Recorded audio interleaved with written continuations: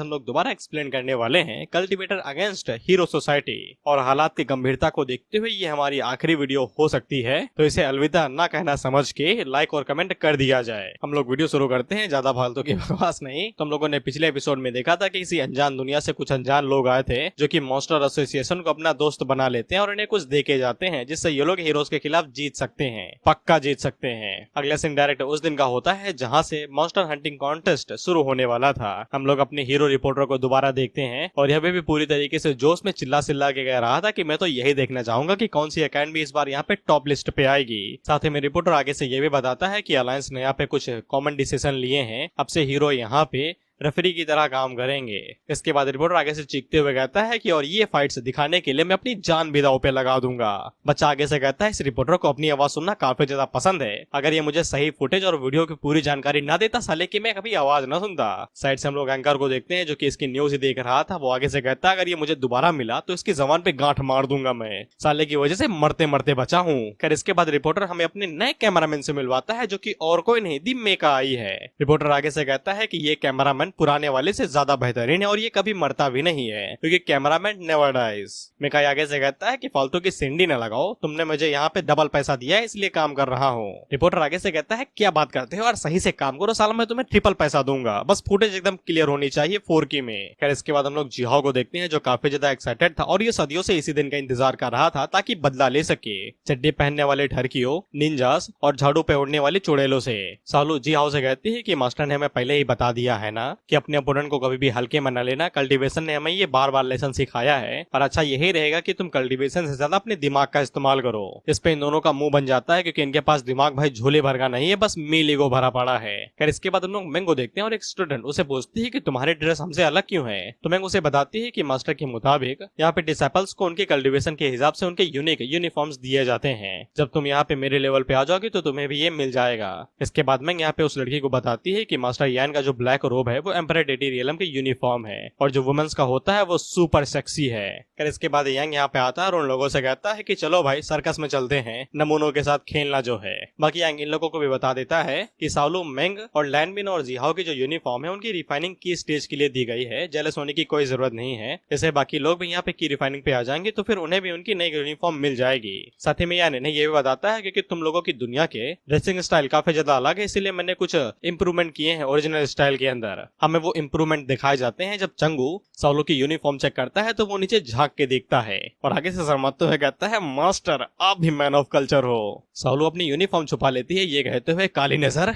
इसके बाद young in लोगों से सवाल पूछता है कि चलो भाई सब लोग रेडी हो तो फिर मुझे ये बताओ कि कल्टीवेशन के लिए तुम्हारा नजरिया क्या है। इस पे सभी लोग बारी बारी जवाब देते हैं कि कल्टीवेशन का मतलब अपनी पूरी जान लगाना है और पाथ ऑफ इमोर्टैलिटी यहाँ पे सब्र से बनता है, यानी कि सब्र ही रखनी पड़ेगी। यान उन लोगों से कहता है बहुत ही बढ़िया, कल्टीवेशन के लिए हम लोगों को यहाँ पे सब्र और काफी अच्छे से रहना पड़ता है और हम लोग यहाँ पे कोई फाइटर्स नहीं है, लेकिन अगर किसी को कुछ ज्यादा है चुल मची है लड़ने की तो फिर इसका मतलब ये नहीं है कि हम लोग लड़ने से डरते हैं और हमारे पास अगर कोई चॉइस नहीं बचती है तो हम अपना सब कुछ देंगे और सामने वाले को हगने तक का टाइम नहीं देंगे, दर्द दबोचेंगे सालों को। सारे स्टूडेंट एक साथ कहते हैं वो सो क्रूवल। यानी लोगों को फुल ज्ञान देता है सर्वाइवल का। यानी लोगों से कहता है कि कल्टीवेटर्स भले ही सत्यवादी होते हैं लेकिन जब भी लड़ने की बात आती है तो फिर स्नीक अटैक, काउंटर अटैक, जो भी अटैक्स हैं सब हरामी बना से लेके कमीना पना और ऊपर से लौंडियाबाजी तक के शौकियाबाजी सब आ जाता है। ये सब कुछ इमोर्टल्स के लिए टूल बन जाते हैं सिर्फ फाइटिंग के लिए। मंगू आगे से डरते हुए पूछता है कि बता सकते हैं आप कि इमोर्टल्स कैसे फाइट करते हैं। यानी इन्हें बताता है कल्टीवेशन की दुनिया में अगर तुम सावधान नहीं रहोगे तो फिर कभी भी मर सकते हो, लेकिन अभी हम लोग ऐसी दुनिया में नहीं है इसलिए चीजें इतनी ज्यादा एक्सट्रीम नहीं होंगी। लेकिन इसके बावजूद गाइडलाइंस के बारे में ना भूलना जो मैंने तुम्हें अभी बताई है कि लड़ने के लिए कुछ भी कर दो। इसके बाद यानी लोगों को एक और पावरफुल ज्ञान देता है ये कहते हुए कि इसे हमेशा याद रखना कि अगर लड़ाई करने का मौका है तो फिर वेपन का इस्तेमाल करना, अगर कर सकते हो खाली हाथ ना लड़ाई करना और हो सके तो शेर बन के अकेले न घूमना, झुंड में घूमना, क्योंकि झुंड में तो मुन्ना सुअर आते हैं और वह सब मिलके शेर को पेल जाते हैं। That's how society work. मैंने तुम लोगों से कहा था ना कि चंगू मंगू का ऑरा यहाँ पे यान के बराबर का है, तो मैंने वो इसलिए कहा था क्योंकि चंगू मंगू ये वाली बात बिल्कुल अच्छे से समझते हैं और जमीन से ईंटें उठा लेते हैं गड़ाम से सर पे मारने के लिए, क्योंकि खाली हाथ कभी लड़ाई ना करना। भाई ये भागेगा कैसे और किस किसके सर पे मारेगा ये गड़ाम से, मैं ये सोच रहा हूँ। फिर इसके बाद यान अपने पास से स्पेस से बाहर निकालता है और उन लोगों से कहता है चढ़ जाओ रे, देरी हो रही है। वहीं पे मैंग यान से पूछती है कि आपने तो कई सारे रेडियस को पेला होगा, तो फिर इस तरीके से घटिया तरीके से लड़ना जायज है? यान आगे से कहता है कि हम तो खेल रहे थे, बस लड़ाई वड़ाई हम थोड़ी नहीं करते। मैंग अपने मन के अंदर सोचती है कि आप खेल रहे होंगे, वो तो साले जान बचाने के लिए भाग रहे थे इधर उधर। अच्छा मैं तुम लोगों से पूछना चाहता हूँ, तुम लोग गेस करो कि ये लोग कैसे फाइट करेंगे मॉन्स्टर्स के साथ, मॉन्स्टर कैसे अटैक करेंगे? इसका जवाब तुम मुझे देना। ये कोई ट्रिक नहीं है कमेंट बढ़ाने की, बस पूछ रहा हूँ, मुझे पता है तुम्हारी बुद्धि कैसे चलती है। क्योंकि अगले ही सीन हम लोग देखते हैं कि मॉन्स्टर यहाँ पे सर्वेलेंस का काम कर रहे थे। वो इंसानों से कहते हैं कि हाँ इस तरफ से जाओ, इस तरफ से जाओ, हम लोग यहाँ पे अटैक करने वाले हैं। जो भी बूढ़े बच्चे हैं संभाल के चलना, तुम्हें चोट ना लग जाए। हमें इन मॉन्स्टर्स के बारे में बताया जाता है, इनका नाम डेमी गॉड रैंक मॉन्स्टर है और ये हैरी मॉन्स्टर है। एक बच्चा हैरी मॉन्स्टर से पूछता है कि आप किस अकेडमी के ऊपर इस बार अटैक करने वाले हैं? हैरी मॉन्स्टर आगे से कहता है कि हम लोग इस बार निंजा अकेडमी के ऊपर हमला बोलेंगे, क्योंकि वो लोग कुछ ज्यादा ही फेम गेन कर रहे हैं। यहाँ पे भी कंपटीशन चल रहा है भाई, इंस्टाग्राम की तरह। साइड से एक अंकल आगे से कहते हैं कि मैं बताना चाहूंगा कि तुम्हें शायद इमॉर्टल कल्टीवेशन स्कूल पे धावा बोलना चाहिए कि वो लोग काफी ज्यादा फेमस हो रहे हैं। हैरी मॉन्स्टर आगे से कहता है लेकिन वो तो 2 कौड़ी की हुआ करते थे ना, उनके पास तो कोई ढंग की स्किल भी नहीं है। अंकल आगे से कहते हैं लेकिन वो लोग हाल ही में काफी ज्यादा फेमस हो रहे हैं क्योंकि वहाँ पे एक स्ट्रॉन्ग टीचर आया है, वहाँ पे अटैक करोगे तो कभी निराश नहीं होगे। और उसके टीचर ने तो कई सारे गॉड रैंक हीरोज को भी पेला है, बेचारे हॉस्पिटल में रह के आ रहे हैं। इन मॉन्स्टर्स को लड़ाई दंगे से कोई लेना देना नहीं, ये बस जीना चाहते हैं हमारी तरह। इन्हें भी सुकून चाहिए और GTA 6 चाहिए। इसके बाद हम कुछ मॉन्स्टर्स को देखते हैं जो कि यहाँ पे बारबेक्यू कर रहे थे, और ये बारबेक्यू कोई नॉर्मल वाले स्टिक नहीं थे, ये इमॉर्टल ग्रेड के वेपन्स थे ये, जिनके ऊपर ये लोग बारबेक्यू कर रहे हैं। साल वो खाना पकाने की चीज नहीं है, परमाणु बम है, वो पूरी बिल्डिंग उड़ा दोगे तुम। खैर ये सभी आपस में यही बात कर रहे थे कि मैं तो भाई इस बार लड़ने नहीं वाला, विलन्स की तरफ से फालतू में मार खाऊंगा। ये लाल वाला भी आगे से कहता है कि मैं भी नहीं लड़ने वाला, साले ये हीरोज अनबीटेबल हैं, इन्हें कोई हरा ही नहीं सकता है।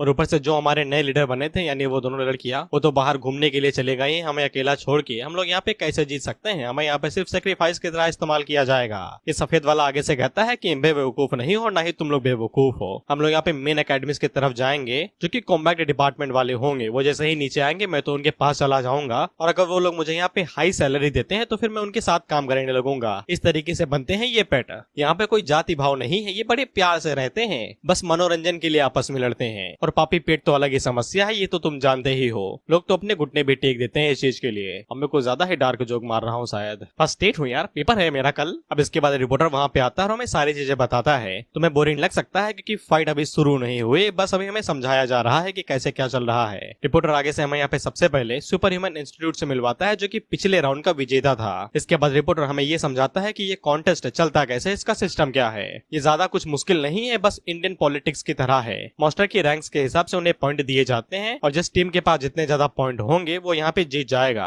मैंने इंडियन पॉलिटिक्स इसलिए कहा क्योंकि ये मॉन्स्टर से लड़ते नहीं है, उन्हें खरीदते हैं। इस अकेडमी के पास ज्यादा पैसा, वो अकेडमी ज्यादा पॉइंट वाली। जिस पार्टी के पास ज्यादा पैसा उसके पास ज्यादा वोट। ये तो बैटल ग्राउंड वाला तरीका हुआ पॉइंट बटोरने का। यहाँ पे जो एडिशनल पॉइंट होते हैं वो कुछ मिशन पूरे करने से मिलते हैं। जैसे कि यहाँ पे जैसे ही रेस शुरू होगी तो फिर सभी अकेडमीज को अपनी अपनी जगह से टाउन के ऊपर छलांग लगानी पड़ेगी। जो सबसे पहले नीचे आएगा उसे 30 पॉइंट मिलेंगे। इसके बाद रिपोर्टर आगे से कहता है कि यही से हमारा इंट्रोडक्शन खत्म होता है और नंगा नाच शुरू होता है पॉइंट्स के लिए। इसके बाद हम लोग देखते हैं कि सारी अकेडमी वाले वहाँ पे आ जाते हैं। सुपर ह्यूमन इंस्टीट्यूट के बारे में बताने के लिए जरूरत ही नहीं है, साले हवा में उड़ते हैं। एक मिनट, गीजा का पिरामिड है क्या? वो उल्टा नहीं होगा। विजार्ड अकेडमी के बारे में तुम्हें पता ही है, झाड़ू पे उड़ते हैं लेकिन सिर्फ लड़कियां, क्योंकि लड़कों के टट्टे दर्द करने लगते हैं। पता नहीं बेचारे हैरी पॉटर का क्या हाल हुआ होगा, उसका तो पूरा जीवन ही झाड़ू पे बीता है। इसके बाद हम लोग ईस्ट वाली साइड को देखते हैं, दी सुपीरियर निंजा अकेडमी। इसके बाद western side wizard academy of magic and the northern side super human institute, और आखिर में जिसने हाल ही में सबसे ज्यादा फेम गेन किया है, दी साउथर्न इमॉर्टल कल्टीवेशन स्कूल। और अब यहाँ से शुरू होगा पॉइंट्स को जीतने के लिए गंदा खेल। ये लोग बेईमानी की सारी हदी पार कर देते हैं सिर्फ पॉइंट गेन करने के लिए। इसके बाद हम लोगों को इस कॉन्टेस्ट के ज्यूरी से मिलवाया जाता है जो कि 4 हैं। रिपोर्टर हमें इनके बारे में बताता है जो मैं नहीं बताना चाहूंगा, जानते ही हो यार कौन कितने पानी में है। बस रिपोर्टर हमें इतना बताता है कि अगर सभी टीम्स के यहाँ पे पॉइंट बराबर हो जाते हैं तो ये लोग वोटिंग करेंगे। हाँ, बस ये अपनी टीम को वोट नहीं कर सकते हैं, अलग अलग टीम को ये वोट देंगे। वहीं पे हम लोग जनता के बीच में देखते हैं तो उत्साह की लहर थी। ज्यादातर एस्ट्रोमैन के लिए यहाँ पे चीयर कर रहे थे। और हम लोग लूफी को भी देखते हैं, साले तेरे पास कोई काम नहीं है क्या?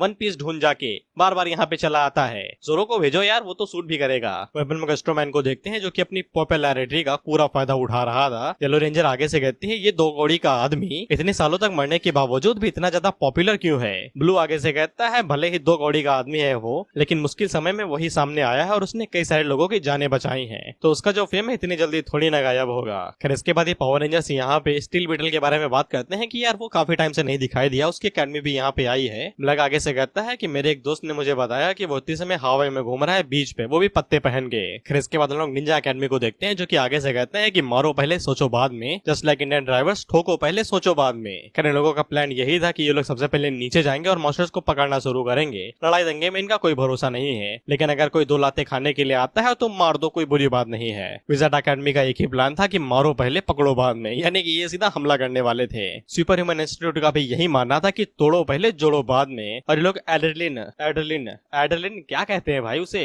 जो भी वो साला उसे पुश कर देते हैं अपनी बॉडी के अंदर। फिर इसके बाद हम लोग साउलो को देखते हैं जो कि आगे से कहती है कि मैं सामने वाला हिस्सा संभालूंगा, लैंडमिन बाएं वाला और जिया साइड वाला, और जो कोई भी यहाँ पे उंगली करने की कोशिश करेगा 2 हिस्सों में काट देना। ये दोनों आगे से कहते हैं ठीक है मैम। इसके बाद साउलो मैंग से कहती है कि जरा परमाणु बम तैयार करना, यानी कि आतिशबाजी। मैंग आगे से हैरान होकर कहती है सच में हम लोग यहाँ पे बच्चों को मार देंगे। साउलो आगे से कहती है कोई फर्क नहीं पड़ता है, तुम्हें यहाँ पे हो जिसने सक्सेसफुली आतिशबाजी का इस्तेमाल किया है, हम में से किसी ने अभी तक उसे सही से इस्तेमाल नहीं किया है। जैसा ही फाइट शुरू हो जाए उन्हें सीधा उड़ा देना, आईना देखना तब उड़ा देना। चंगू मंगू आगे से कहते हैं लेकिन मगर वो लोग मर भी सकते हैं, वो सर्वाइव भी कर पाएंगे। साउलो आगे से कहती है मास्टर ने क्या कहा था, या तो जिंदा बचोगे या तुम मर जाओगे। इसमें कमाल की बात यह है कि ऑथर साइड कैरेक्टर्स को भी टाइमलाइन देता है। हम लोग स्टूडेंट को देखते हैं जो कि आगे से कहते हैं कि साउलो तो बिल्कुल उन्हीं मॉडल्स की तरह बनती जा रही है, इनके बारे में मास्टर बात करते हैं। दूसरा वाला आगे से कहता है कि हीरो हीलर्स इतने समय काफी ज्यादा बिजी होने वाले हैं क्योंकि धूल से इंसान को बनाने में ज्यादा मेहनत लगेगी। खैर इसके बाद हम लोग रेफरीज को देखते हैं जो कि आगे से घंटी बजा के कहते हैं शुरू हो जाओ भाइयों। हम लोग निंजा अकेडमी वालों को देखते हैं जो कि सीधा नीचे छलांग लगा देते हैं जैसा कि प्लान किया था। ये दोनों भाई अपने हाथों में असला बारूद लेके खड़े थे कि कोई भी आ गया तो मुंह पे मार देंगे, लेकिन इन्होंने कभी सोचा भी नहीं था कि वो लोग सीधा नीचे ही छलांग लगा देंगे। विजार्ड अकेडमी भी आके हैरान होकर कहती है कि ये क्या हुआ, साले ये तो हमेशा लड़ते थे, छलांग कैसे लगा दी नीचे। निंजा अकेडमी वाला नीचे कूदते हुए कहता है भाई और बहनों देखो साला मेरी झोली में 30 पॉइंट कैसे गिरते हैं। सुपर ह्यूमन वाले आगे से कहते हैं कि साला ये 30 पॉइंट के लिए जा रहा है, देखो मैं इसकी टांगे कैसे तोड़ता हूँ, जिसके बाद वो उसके पीछे जाने लगता है। तो सामने से निंजा आगे से कहता है तुम्हें लगता है कि तुम मुझे पकड़ भी पाओगे। जी हम लोगों को बताता है कि शुरुआत से ही सालों का प्लान नीचे कूदने का था, इसीलिए हम लोगों से दूर खड़े थे। और यहाँ पे कोई ऑफिशियल लैंग्वेज नहीं है कि तुम लोग कितनी दूरी पे खड़े हो सकते हो आसमान से, जहाँ चाहे वहाँ खड़े रह जाओ, बस ऊंचाई बराबर होनी चाहिए। जिससे हमें पता चलता है कि इनकी बुद्धि बड़ी तेज है। जापानी जो है, जैसा कि निंजा ने कहा था सुपर ह्यूमन उसे पकड़ नहीं पा रहा था। हम रिपोर्टर को देखते हैं जो कि आगे से चीखते हुए कहता है कि आप देख ही सकते हैं कि यहाँ पे कितना मजेदार चीज चल रहा है, द चीज सीन। निंजा अकेडमी वालों ने अपनी बुद्धि का इस्तेमाल किया और दूर खड़े रह के सीधा नीचे छलांग लगा दी 30 पॉइंट के लिए। और कुछ जाने माने लोग उन्हें पकड़ने की कोशिश कर रहे हैं, लेकिन उनकी झोली में कुछ भी नहीं आएगा, शायद से कंपटीशन यही कहता है। हम लोग जनता को देखते हैं जहाँ पे उत्साह की लहर दौड़ जाती है और सभी आगे से चिल्लाते हुए कहते हैं चलो। इसके बाद हम लोग देखते हैं कि सुपर ह्यूमन यहाँ पे निंजा को पकड़ने ही वाला था, और वो जैसे उसे पकड़ने वाला था तो निंजा आगे से कहता है चेन कुली की मेन गोली अब्दुल द बम, और वो सुपर ह्यूमन की तरफ सुतली बम फेंक के मारता है जिससे वहाँ पे तगड़ा धमाका होता है। और ये जो सुतली बम था ये प्रसाद की तरह हर किसी को मिला था, विजार्ड अकेडमी से लेके अपनी अकेडमी तक को भी, और वहाँ पे भी धमाके होते हैं। और ये आगे से हंसते हुए कहता है बड़े आए थे मुझसे पंगा लेने वाले, अब साला तुम मुझे खून के आंसू रोगे। हम लोग सुपर ह्यूमन अकेडमी वाले को देखते हैं और इसके अंदर गुस्सा एकदम कूट कूट के भरा था। ये आगे से कहता है अगर ये मेरी पकड़ में आ गया तो मैं इसकी गुद्दी तोड़ दूंगा। रिपोर्टर आगे से कहता है कि सुपर ह्यूमन इंस्टीट्यूट का लड़का कुछ ज्यादा ही गुस्से में है। जिया और लैन को भी यहाँ पे 30 पॉइंट की चिंता हो रही थी, लेकिन साउलो उनसे कहती है कि अपनी अपनी पोजीशन पे वापस जाओ, और वो मेंग से कहती है कि जल्दी से आतिशबाजी की तैयारी करो। ये लोग पूछते हैं कि उन्हें यहाँ पे सिटी से पहले ही 30 पॉइंट मिल जाएंगे, लेकिन साउलो आगे से कहती है कि वो लोग नहीं पहुंच पाएंगे। हम लोग निंजा अकेडमी वाले को देखते हैं और ये खुश, ये सोच ही रहा था कि जमीन इसकी मुट्ठी में आ रही है और इसे चूमने वाला है, और जैसे ही ये जमीन को चूमेगा तो पूरा गेम इनकी मुट्ठी में आ जाएगा। अब इसके बाद हम लोग विजार्ड अकेडमी वाले को देखते हैं, और तुम्हें क्या लगता है कि ये लोग कैसे वेपन निकालेंगे? डंडी निकालेंगे, झाड़ू निकालेंगे, हाथों से जादू टोना करेंगे, लेकिन नहीं, ये निकालते हैं असला बारूद दी बजूका। और तुम लोग जानते हो ये लोग इसे क्या बुलाते हैं? ये बुलाते हैं इसे दी फिजिकल मैजिक, और इस पूरे पेज में सिगार जान डाल देती है। फिर इसके बाद यहाँ पे मैजिक टीम लीडर आगे से निशाना साधती है और बजूका लॉन्च कर देती है। हम लोग एक सेकंड के लिए निंजा गाय को देखते हैं जो खुश था कि धरती माई से चुमने ही वाली है, लेकिन अगले ही पल धमाका होता है और भाई साहब हवा में ही गायब हो जाते हैं। सभी लोगों का रिएक्शन बिल्कुल ऐसा ही, तो फक अभी क्या हुआ यहाँ पे। हम लोग जिया और लैनबिन को देखते हैं और इनकी चीख निकल जाती है। ये आगे से कहते हैं ये कैसा मैजिक था भाई। सालों लोगों से कहती है कि जैसा कि मैंने कहा था कि ध्यान रखो ये एकेडमी जैसी दिखती है वैसी है नहीं। इसके बाद हम लोग निंजा गाय को देखते हैं और उसका सिर्फ जूता ही जमीन पे पहुंच जाता है और जूतों को पॉइंट नहीं मिलते हैं। You have to touch the ground. हम लोग मैजिक गर्ल के लीडर को देखते हैं जो कि आगे से कहती है ज्यादा उड़ो नहीं, मैंने तुम्हारे जूता ही बक्सा है। This is the Rambo style magic. जिसके बाद हम लोग विजार्ड गर्ल्स को देखते हैं जो कि आगे से डंडा नहीं सीधा असला बारूद बाहर निकाल लेती है। रिपोर्टर आगे से हैरान होते हुए कहता है the sister guns out. Reporter आगे से चीखते हुए कहता है कि विजार्ड एकेडमी ने यहाँ पे अपने पढ़ाने के तरीकों को बदल लिया है। उन्होंने डंडे छोड़ के यहाँ पे मशीन गन देना शुरू कर दिया है, रॉकेट लॉन्चर से लेके मशीन गन तक, और सबसे फेवरेट दी AK-47। पता नहीं ये कंपटीशन क्या मोड़ लेगा लेकिन मजा बना रहा है। अब मैं यहाँ पे एक जोक मारना चाहूंगा इनकी गन्स वाली फाइट को देख के कि ये मैजिक नहीं फिजिकल मैजिक इस्तेमाल करती हैं। मुझे नहीं पता इनका कॉलेज कहाँ पे और उन्हें किसने पढ़ाया है, लेकिन स्कॉलरशिप और फंडिंग यूएसए ने ही दी है क्योंकि उन्हें असला बारूद से कुछ ज्यादा ही प्यार है, यूएसए वर्जन ऑफ हॉगवर्ट्स। इसके बाद हम लोग मैजिक एकेडमी के लीडर को देखते हैं और ये दोनों हाथों में निकाल लेती है असला बारूद दी बजूका और आगे से कहती है अभी तो पार्टी शुरू हुई है, हम इन्हें दिखा देंगे कि फिजिकल मैजिक होता क्या है। जी हाँ, आगे से कहता है ये बौखला चुकी है सारी की सारी, ये लाशें बिछा देंगी यहाँ पे। लैनबिन आगे से कहता है कि सालों ने सही कहा था, हमें इन सबसे निपटने के लिए इन्हें मारने के इरादे से ही हमला करना पड़ेगा, नहीं ऐसे तो हम नहीं बचने वाले। खैर इसके बाद हम लोग निंजा एकेडमी के लीडर को देखते हैं जो कि जिंदा बच चुका था। वो कुछ हीलर्स उसे हील कर रहे थे। सामने वाला बंदा पूछता है लीडर जिंदा बचेंगे, तो वो उसी पल जाग उठता है ये कहते हुए कि साला मेरा ध्यान का भटक दिया, उन लोगों ने सीधा बजूका ही मेरे ऊपर दे मारी। साथ ही में लीडर हमें ये भी बताता है कि उनके जो गन्स है वो कोई नॉर्मल गन्स नहीं है, they are enchanted with the magic, यानी कि उन पर जादू लगा हुआ है, जिसको मैं ऑटो एम कहना ज्यादा पसंद करूंगा। इसके बाद ये सामने देखते हैं तो सामने हो रहा था मौत का खेल, क्योंकि सामने की तरफ चल रहे थे धमाके धड़ाम धुड़ूम। लीडर आगे से कहता है कि ये जादू की जगह पे मिसाइलें इस्तेमाल कर रहे हैं, बजूका मार रहे हैं, ये इन्हें मेज भी कहना चाहिए। हम लोग मैजिक गर्ल के लीडर को देखते हैं और ये आगे से बौखलाते हुए हंस रहे थे और अंधाधुन गोलियां बरसाई जा रही थी। बेचारे सुपर ह्यूमन एकेडमी वाले भागते हुए कहते हैं कि ये साले गोलियां बरसाते जा रहे हैं, भागने तक का मौका नहीं दे रहे हमें। इधर हम लोग एक बंदे को देखते हैं जो कि लीडर से कहता है कि मैंने अभी तक यहाँ पे किसी भी इमॉर्टल हाई स्कूल वाले को नहीं देखा कि वो कुछ कर रहे हो। लीडर आगे से कहता है कि वो तो बच्चे हैं, बच्चे सबसे नीचे रैंक वाले, वो यहाँ पे कुछ भी नहीं उखाड़ पाएंगे। इधर हम लोग इनके लीडर को देखते हैं जो कि आगे से कहता है कि बात अब ईगो पे आ गई है, बेइज्जती हुए उसे बिल्कुल भी सहा नहीं जा सकता पूरी दुनिया के सामने। और ये आगे से चिल्लाते हुए कहता है 30 पॉइंट गए तेल लेने, अब मैं यहाँ पे सबसे पहले इनको मारूंगा जिसके बाद 30 पॉइंट लूंगा। इसके बाद ये सभी मेज एकेडमी के ऊपर धावा बोल देते हैं अपनी चीलों के ऊपर। तुम लोगों को मजा आ रहा हो या ना आ रहा हो, लेकिन रिपोर्टर को पूरा मजा आ रहा है। वो आगे से कहता है कि सब कुछ यहाँ पे जंगली होता जा रहा है, मॉन्स्टर को पकड़ने वाला खेल अब यहाँ पे मौत का खेल बन चुका है, कुछ भी हो यार मजा आ रहा है बस। और रिपोर्टर बस यही देखना चाहता है कि कौन एकेडमी इस मौत के खेल से जिंदा वापस आती है। इधर हम लोग जनता को देखते हैं और इनके अंदर भी उत्साह की लहर, ये सभी बौखलाए जा रहे हैं ये कहते हुए कि बड़ा मजा आ रहा है। इसके बाद हम लोग कुछ जुआरियों को देखते हैं जो कि अपनी शर्त लगाते हैं। ये सबसे लास्ट वाला जिसने अंदर टी शर्ट पहनी है वो आगे से कहता है कि मेरा शर्त यहाँ पे निंजा एकेडमी के ऊपर लगेगा। इसके बाद लोग यहाँ पे बाकी एकेडमीज के ऊपर बात करते हैं और आगे से यही कहते हैं कि यहाँ पे सुपर ह्यूमन इंस्टीट्यूट यहाँ पे पिछले मैच का विजेता था। वहीं पे ये हुडी वाला बंदा आगे से कहता है कि यार मैंने इमॉर्टल कल्टीवेशन वालों को नहीं देखा, ये कहाँ पे हैं, कुछ तो जलवा दिखाओ यार। इसके बाद हम लोग मैंग को देखते हैं, इसने पूरी तैयारी कर ली थी, वो हवा में उड़ने लगी थी। जनता आगे से कहती है कि अब देखो इमॉर्टल कल्टीवेशन वाले यहाँ पे कुछ करने वाले हैं। रिपोर्टर आगे से कहता है कि माहौल में कुछ तो धूल बदली है, लेकिन पता नहीं कि क्या हो रहा है, कहीं इन लोगों ने पहले ही तो गिव अप नहीं कर दिया। इधर जियो मैंग से पूछता है कि सब कुछ रेडी हो गया क्या। मैंग आगे से कहती है कि मैं तुम लोगों को यहाँ पे की ड्रैगन ट्रांसफॉर्मेशन टेक्निक का एडवांस वर्जन दिखाती हूँ। इसके बाद वो आगे से उसी टेक्निक का इस्तेमाल करती है जो यहाँ पे सॉर्ड किंग इमॉर्टल ने की थी, और वो आगे से बना लेती है वहाँ पे विस्फोटक परमाणु बम। इसको देख के जियाओ और लैनबिन की चीख निकल जाती है और आगे से कहते हैं ओ माय गॉड। मैंग उन लोगों को बताती है कि पूरा फोकस लगाने के बाद में मैंने यहाँ पे हेवंस की को ड्रैगन के अंदर बदल दिया है। जियाओ और लैनबिन आगे से एक साथ कहते हैं ये टेक्निक हम लोग इस्तेमाल नहीं कर सकते हैं, यहाँ पे नॉर्मल तरीके से जाने चली जाएंगी लाखों अरबों की। लेकिन सालों उन लोगों से कहती है कि यहाँ पे सिर्फ मौज काटने के लिए आए हो क्या, अगर हम लोग यहाँ पे इस टेक्निक का इस्तेमाल नहीं करेंगे तो फिर हमारे यहाँ पे आने का कोई फायदा नहीं हुआ, हमने जो सीखा है उसे हमें यहाँ पे दिखाना ही पड़ेगा। मैंग आगे से कहती है कि उसने यहाँ पे जो ये स्किल बनाई है वो स्पिरिट किंग के मुकाबले में क्वालिटी के बराबर तो नहीं है, लेकिन इतना काफी है पूरी दुनिया को खत्म करने के लिए विद द एकेडमी गाइस। हम लोग रिपोर्टर और ऑडियंस का चेहरा देखते हैं और उनका चेहरा बता रहा है कि वो अब रहना नहीं चाहते यहाँ पे, क्योंकि इस बड़े से गोले को देख के किसी की भी फट सकती है। वह रिपोर्टर आगे से कहता है कि ये गोला कुछ जाना पहचाना सा लग रहा है, पुरानी यादें क्यों नहीं आ रही। अच्छा वो तो मैंने मिटवा दी थी दोबारा जीवन शुरू करने के लिए। हम लोग मेकाई को देखते हैं जो कि कि रिपोर्टर से कहता है मुझे पैसे नहीं चाहिए मालिक, मुझे जीना है, मेरे 2 बच्चे हैं, बीवी है, मुझे जाने दो यहाँ से। रिपोर्टर आगे से कहती है ना ना ना ना, इस प्रोफेशन में आने के बाद या तो तुम्हारे सिर्फ चीखें निकलेंगी या फिर लाश।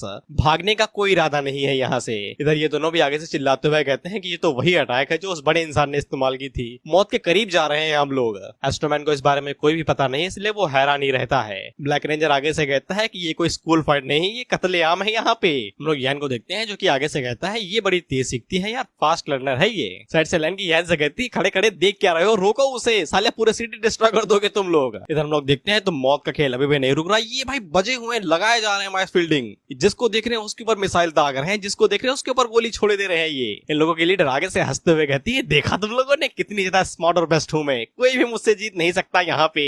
हम लोग सुपर ह्यूमन अकेडमी को देखते हैं और उनका लीडर आगे से कहता है कोई तरीका पता लगाओ यार इनके करीब जाने का, कब तक भागते फिरेंगे हम लोग, कभी तो हमारे जेट्स खत्म होंगे। लेकिन उस टाइम पे उसके चेलों को यहाँ पे थर्मल एनर्जी डिटेक्ट होती है और वो साइड में उस बड़े से पटाखे की तरफ इशारा करते हुए कहता है लीडर ये देखिए। तो लीडर जैसे ही उस पटाखे की तरफ देखता है तो इसे पता था कि ये क्या चीज है और ये आगे से चीखते हुए कहता है fuck this, I am out, I am out, मुझे नहीं खेलना ये, मैं जा रहा हूँ, Tata. Super human academy leader ये देख के यही कह रहा होगा We're flying to Philadelphia! Oh, hell no! That's oh, hell no!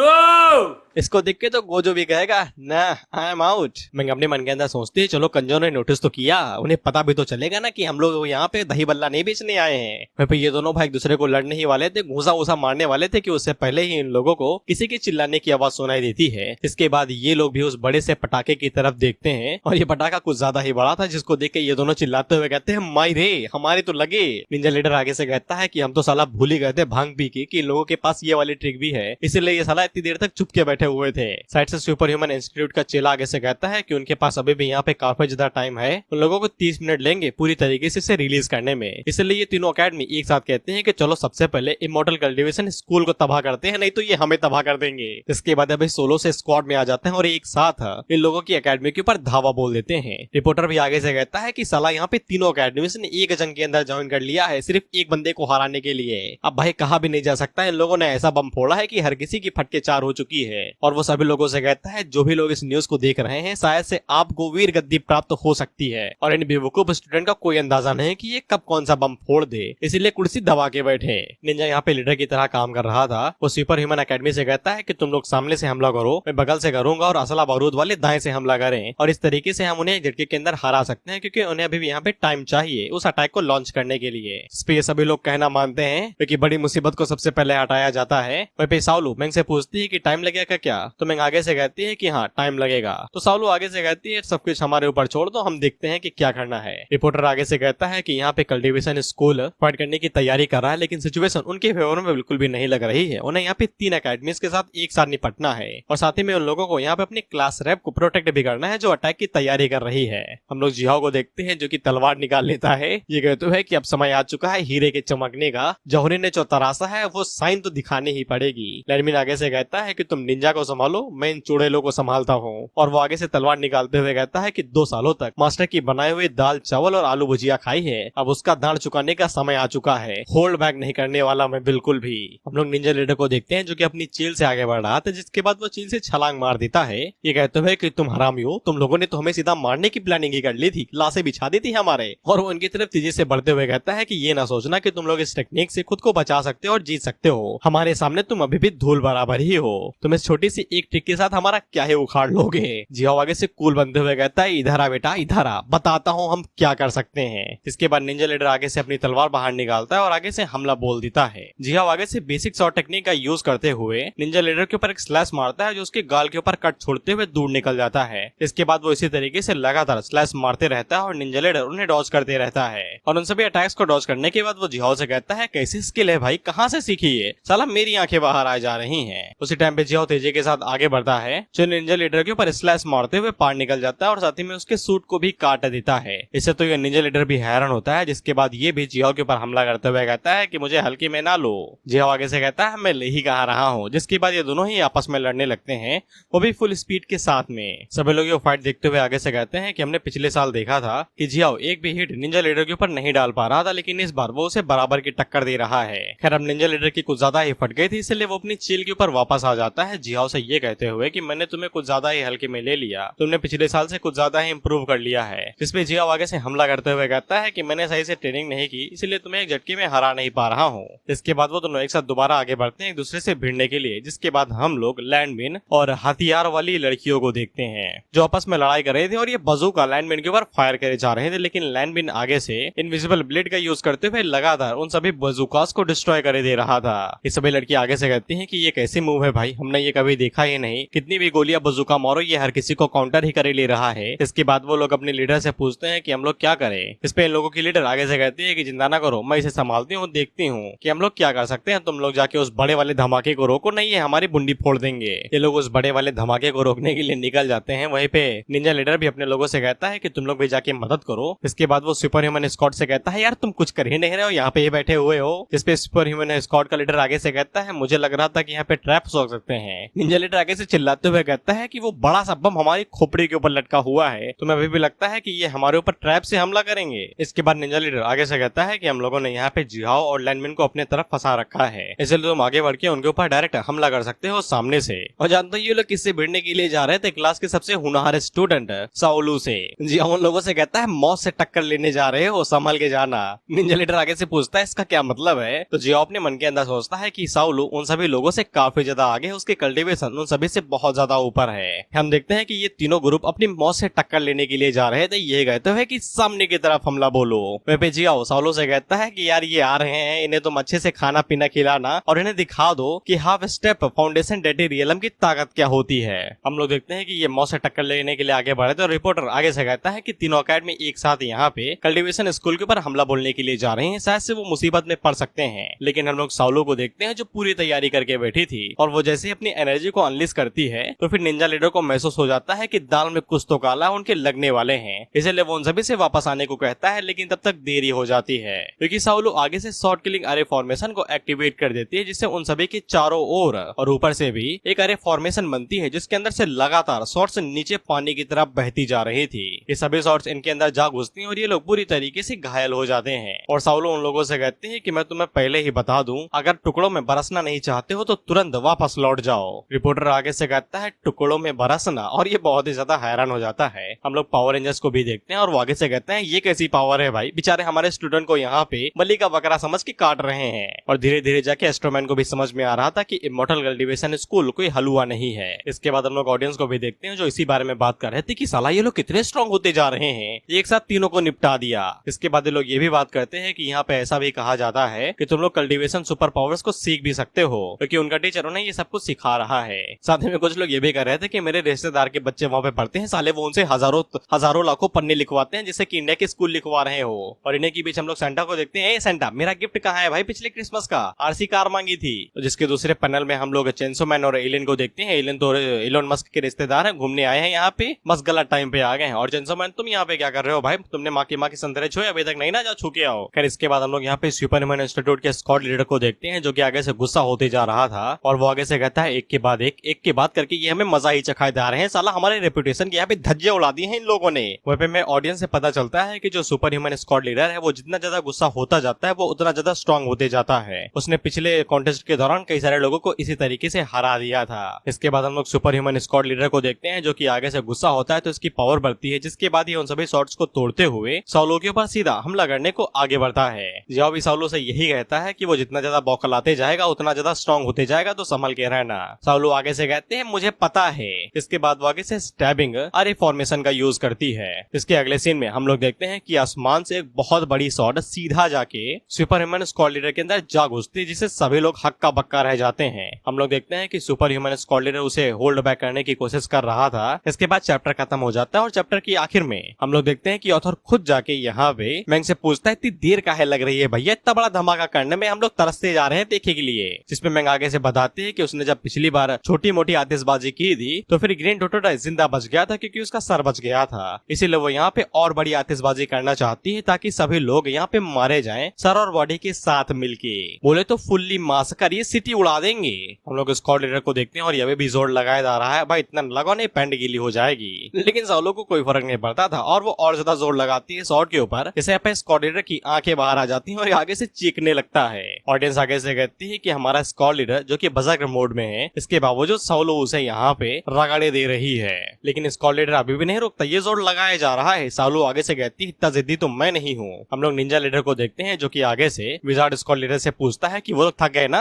इस पर स्क्वाड लीडर आगे से चिल्लाते हुए कहती है ये लड़े जा रहे हैं, हमें भागना पड़ेगा यहाँ से। तो फिर निंजा लीडर आगे बढ़ते हुए कहता है कि मैं जाके उनकी मदद करता हूँ, वो दोनों बैटल में उलझे हुए हैं, तब तक मैं उस न्यू को यहाँ पे रोकता हूँ। लेकिन उसी टाइम पे जियाओ वहाँ पे आ जाता है जो उसके ऊपर हमला करके कहता है कहाँ जा रहे हो भाई, मुझसे लड़ाई कर रहे हो तुम। निंजा लीडर जियाओ से कहता है भाई जाने दे यार, तुम लोग यहाँ पे पूरी सिटी उड़ाने वाले हो, हमारे साथ तुम भी तो निपटोगे। जियाओ आगे से कहता है ये धमाका हम कर रहे हैं, इसका मतलब हमारे पास बचने के भी तरीके हैं। इस पे निंजा लीडर आगे से कहता है अगर ऐसी बात है वो देखो पीछे यूएफओ। जियाओ आगे से कहता है कहाँ है यूएफओ, और ये बेवकूफ साला इस छोटी सी जाल के अंदर फंस जाता है। इसके बाद निंजा लीडर आगे से इन पर्सिंग आर्ट का इस्तेमाल करते हुए जियाओ को स्पेस के अंदर कैद कर देता है, और आगे से हंसते हुए कहता है कितना बेवकूफ है साला, इतनी ओल्ड फैशन ट्रिक के अंदर भी फंस गया। लेकिन ये ट्रैपिंग स्किल ज्यादा देर तक इसे रोक नहीं पाएगी, हमें जल्दी से यहाँ पे उस न्यूक को रोकना पड़ेगा, नहीं तो हम लोग धमाके में उड़ जाएंगे। जियाओ आगे से चिल्लाते हुए कहता है कि मैं इतना बेवकूफ नहीं हो सकता यार, डीएनए टेस्ट करवाना पड़ेगा। हम लोग साउलो को देखते हैं और उसे पता था कि ये साले किसी लायक नहीं है, लेकिन अब वो यहाँ पे सुपर ह्यूमन इंस्टीट्यूट के स्क्वाड लीडर को ज्यादा देर तक रोक नहीं सकते क्योंकि वो लगातार स्ट्रॉन्ग होते जा रहा है। अगर ये निंजा वाले हमला बोल देते हैं तो फिर सभी को एक साथ मैनेज करना काफी ज्यादा मुश्किल हो जाएगा, और ऊपर से एनर्जी यहाँ पे खत्म होती जा रही है साउलो की। हम लोग इन दरिंदों को देखते हैं जो कि आगे से हमला करते हुए कहते हैं कि चलो रे, जब तक वो साला बेवकूफ यहाँ पे गुस्सा रहता है तब तक हम लोग आसानी के साथ ये जीत सकते हैं। इसके बाद तेजी से आगे बढ़ते हैं। ये जैसे ही अरे फॉर्मेशन के अंदर एंटर होते हैं तो साउलो आगे से इन लोगों के ऊपर भी शॉर्ट से अटैक करती है।